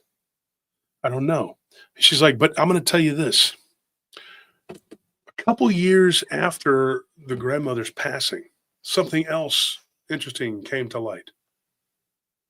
They found like a journal, not like a diary, but like a journal that had been written by Grandma D, that was like in a box of stuff from the Houston apartment. She had it there in the apartment. And so when she passed away, they were doing an investigation, whatever. The police had come and just grabbed a few of the things. Get this. They had come and they had grabbed a few of the things just to see if there was any foul play or anything been involved, because they found out that she was connected to a lot of money when she passed away, and it was mysterious. They still don't know what happened. She just went to sleep and never woke up. Well, they gave them their stuff. They said, hey, come to, and there was a very specific police department right outside of Houston. They said, come to the such and such police department, come pick up this stuff. It belongs to, D such and such. And she's like, we were a little aggravated. She's like, the oldest grandkid, she goes, N's brother. He went to go pick it up. N told me, he's like, my brother went to go pick it up. I wasn't in town. He goes, and he goes, Grandma D had a diary. Did you know that? And he says, no, I didn't. And the police had this stuff for like 2 years. It's pretty aggravating. Yeah. Yeah, real good police work there, buddies. So they go and they pick it up. He's like, and so him and his brother are thumbing through it and they're reading it, and it's crazy. Then they get to this one section where she starts talking about night visitors. She's like, the night visitor came again, blah, blah, blah, blah, blah, left me this, blah, blah, blah, blah, blah, gave me this, this, and that, blah, blah, blah, blah, blah. Right now, as of this episode, I don't know all of what was said in that diary because they have not even read it all. Because that diary, at the end of it, is not the end. That's like, there's like a couple more that were before that and a couple more that were after that. And they think that they may be able to find the diaries that they don't have. So she had been keeping a journal and a diary for a long time. What's also interesting is their mother had told them, they said, Grandma D, she did keep a diary. She always did. Since she was a little kid, she knew. And it was odd that those journals or diaries were not around. So they got in contact with her late husband's children. And Carol, one of the really cool kids, they were pretty cool kids, pretty well grounded. He was a good dad, apparently, because he taught them the value of money. He wasn't like, oh, you want a jet ski? Oh, okay, here's money. You want a four-wheeler? Okay, here's money. No, you got to work for that shit. The way I taught you guys, you don't just get everything handed to you. Yeah. Bullshit. Because you want to appreciate nothing. You want to appreciate, if I handed you everything, you wouldn't appreciate nothing. And so he did that with him.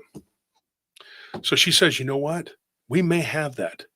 And sure enough, this is as of just about a week ago when I talked to them that they have it, and they were going to be mailing at least two of them, and they were sealed up. They were closed. They had like wax on them, and they didn't open them. So they said, those are for y'all. Look through them, do what you got to do. But they did spend some time talking to Carol on the phone, N's wife. Talked to her. And she said my dad was terrified of these visitors. How she met them, how this came to be, how all of this started, we have no idea. We have no clue. I don't, and even the kids don't, not at this point. They just know that that one journal was just what it was. And she says, toward the end of that journal, this was a very important detail. There's a lot of other details that I have that I'm not going to get into. I don't have time. But one of the important details was, she's like, I'm getting further and further away from who I once was. And I feel like it's time. That's all. It was like she knew. And so we don't know what that means. We don't know what these people are. People, beings, whatever the hell they are. We don't know much about it other than maybe these journals could shed some light.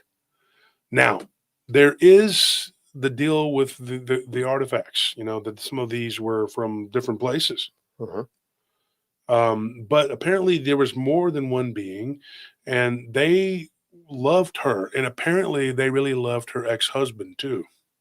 He knew about them. And somehow they came in contact with these beings, and it just they didn't disapprove of her second husband, but I think he disapproved of them.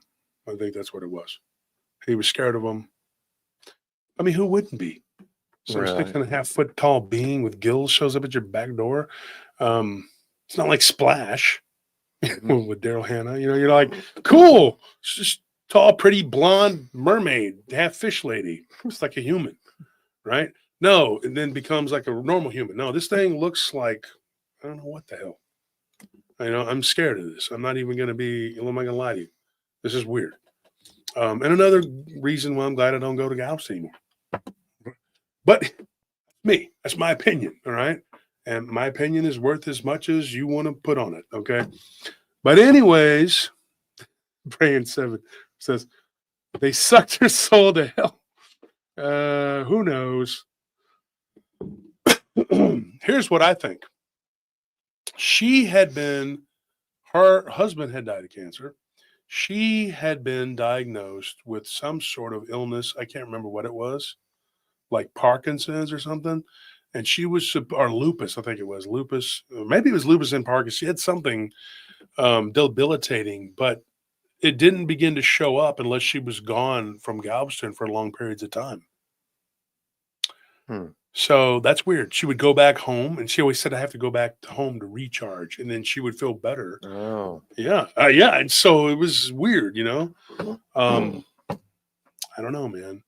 But she was a very, well, there you go. Patty says, love is all I bring. Well, you know what? That was one thing about this woman. No one I talked to had anything bad to say about her, including the kids that she, was friendly with, the man that she married. Mm-hmm. They could have been like, who's this woman? Why is she getting part of? They don't care if she gets a quarter of, $100 million. Like, what is that? What do they care? They're like, they're already loaded or whatever. They all had these successful businesses. I think one of them was into like horses or something. They were, horse breeding, and they had all these other things they did. So I don't think it really mattered to them. And there are a lot of really wealthy people in Texas. I used to work for some people who had their own jets, their own helicopters. Like I got a job working security for somebody because I met the helicopter pilot / bodyguard who I used to work with in a more dangerous capacity. I'm not going to get into it. But anyway, I was like, yeah, this is, and I've been entrusted with millions of dollars worth of projects. And I've never stolen a dime in my life. I'm not that guy. This guy says, he goes, Cowboy says, I go to Galveston for work every year and stay at a beachside resort. Well, keep your eyes peeled, buddy. You never know what you might run into. Anyways, 700 people in the chat. We were supposed to stop every hour and give you the goods. If you haven't won, tell me you haven't won. I'm going to give a couple minutes for the newbies. And then if not, I'm giving somebody who's already won. If your name is in green. Oh, that's a neat way to put it. Julie says it's creepy but beautiful in a strange way. It is, right? It is. DN as she says, I haven't won. Well, there you go. Next is Alex Martinez. I haven't won. Dana, unfortunately, we can't do it because the name has to be in green. It is $5 to join. I would love to do that, but it's not fair to people who do buy the membership. And unfortunately, for you, the membership does exist, and we have people that buy the membership, so we have to, it's a thing YouTube made.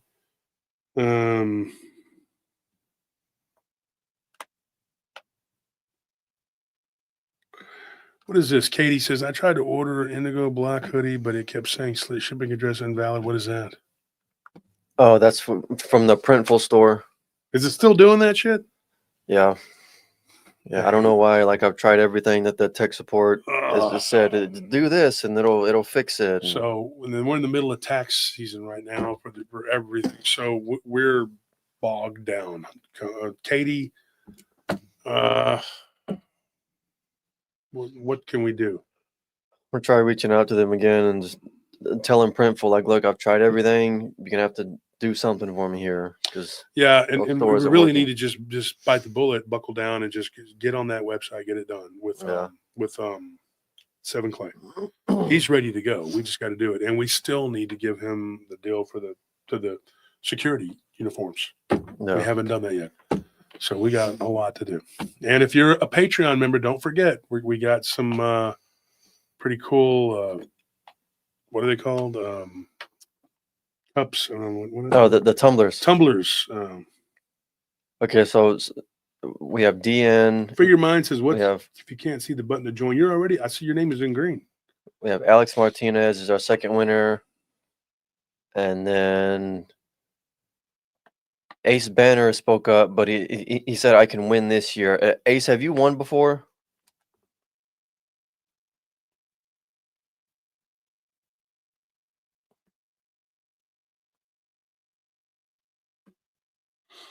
Last year. Okay. So the next person who spoke up after Ace was Tara. Tara, have you won before? No, but we got Free Your Mind who says have not won. Okay. So Free Your Mind, you won. Tara, though, have you won before? Because you said pick me, I'm new, but I don't know. Like, who did? Tara. Oh, we've seen you here before, Tara. I don't think. Well, she might be saying she's new to doing this. Anyways, thank you for tuning in, guys. We'll give Free Your Mind. Send us your. So here's what you do: send us your address, your shirt size, and your handle, so we know who you are. Okay, I'm glad you added that element. I don't know if it was you or Tony that said that. But I think Tony might have said that. So yeah, but that's it. You got to do this. Okay. We don't mind giving stuff away. We're not stingy. Okay. So I tell you what, we got the first episode with Monica Rollins coming on Tuesday, right? Mm-hmm. Tuesday. So I'll be in the chat on Tuesday for a little bit at least. And while I'm in there, I'll message, because it's a pre-record, right? It's not live, but I'll message and I'll pick somebody as a winner in there too for the hoodies. All right. And so Deanne asked it. Yeah, you did. She says, I didn't win. Bummer. Yes, you did. You won. Send us your name and your address, your shirt size, and your handle, and you won. Oh. Yeah, remember, you have to send it to Josh Turner at prtpodcast.com. Here's another thing I'll do. How about this? Whoever is in green, it'd be in your best interest to show up over there at Jason Bland's show. I'm going to jump on with him in a minute and just keep going and talking about stuff. And so if you want to win, and your name is in green, just buy the membership right now so I can see that your name is in green. I see some of the people that are, and go over there and let me know. Say, hey, I'm a member or whatever. And don't be lying. Don't be cheating, because I'm not going to be able to see if you're in green or not over at Jason's, but I'll know your name. And when I come back, I'll know whether you've been naughty or nice. All right. So go over there. It's put the link to Jason's show. And Joanne put on there and the date you won. There you go, Joanne. And also, don't forget, if you are like Joanne and you're a moderator of the show, you get the free stuff anyway. You're going to get whatever. You're going to get the tumbler. You're going to get a hoodie. Just send me your information. Tell me I want my stuff. Okay, done deal. And if you're a Patreon member, you get you're going to get the real treatment. We take care of you. We're going to give you an extra show every other Monday. So be sure and show up for that so we can all talk together. We had about 40, 50 people, I think. I think like maybe 20 people couldn't figure out how to get on to where we were at. They were on Patreon watching. They couldn't comment.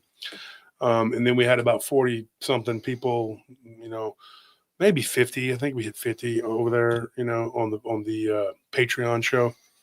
It's still small and cozy. Not a lot of people yet. And even if it had 100 people, it'd be still pretty small and cozy compared to the chat that we got. But still. So show up over there at Jason Bland's show, and we're going to be doing a show together. Yeah, I posted the link in the comments, and then I pinned it at the top of the chat. And don't forget, we'll be back with the pre-record on Tuesday, and then Wednesday we do another live stream. That's just like this one. It's just the middle of the week live stream because we have too many damn stories, and Anthony's blown away by how many damn emails we get. So we got to keep having to dump. We got to dump stuff, man. We have too much. We took too much, man. Too much.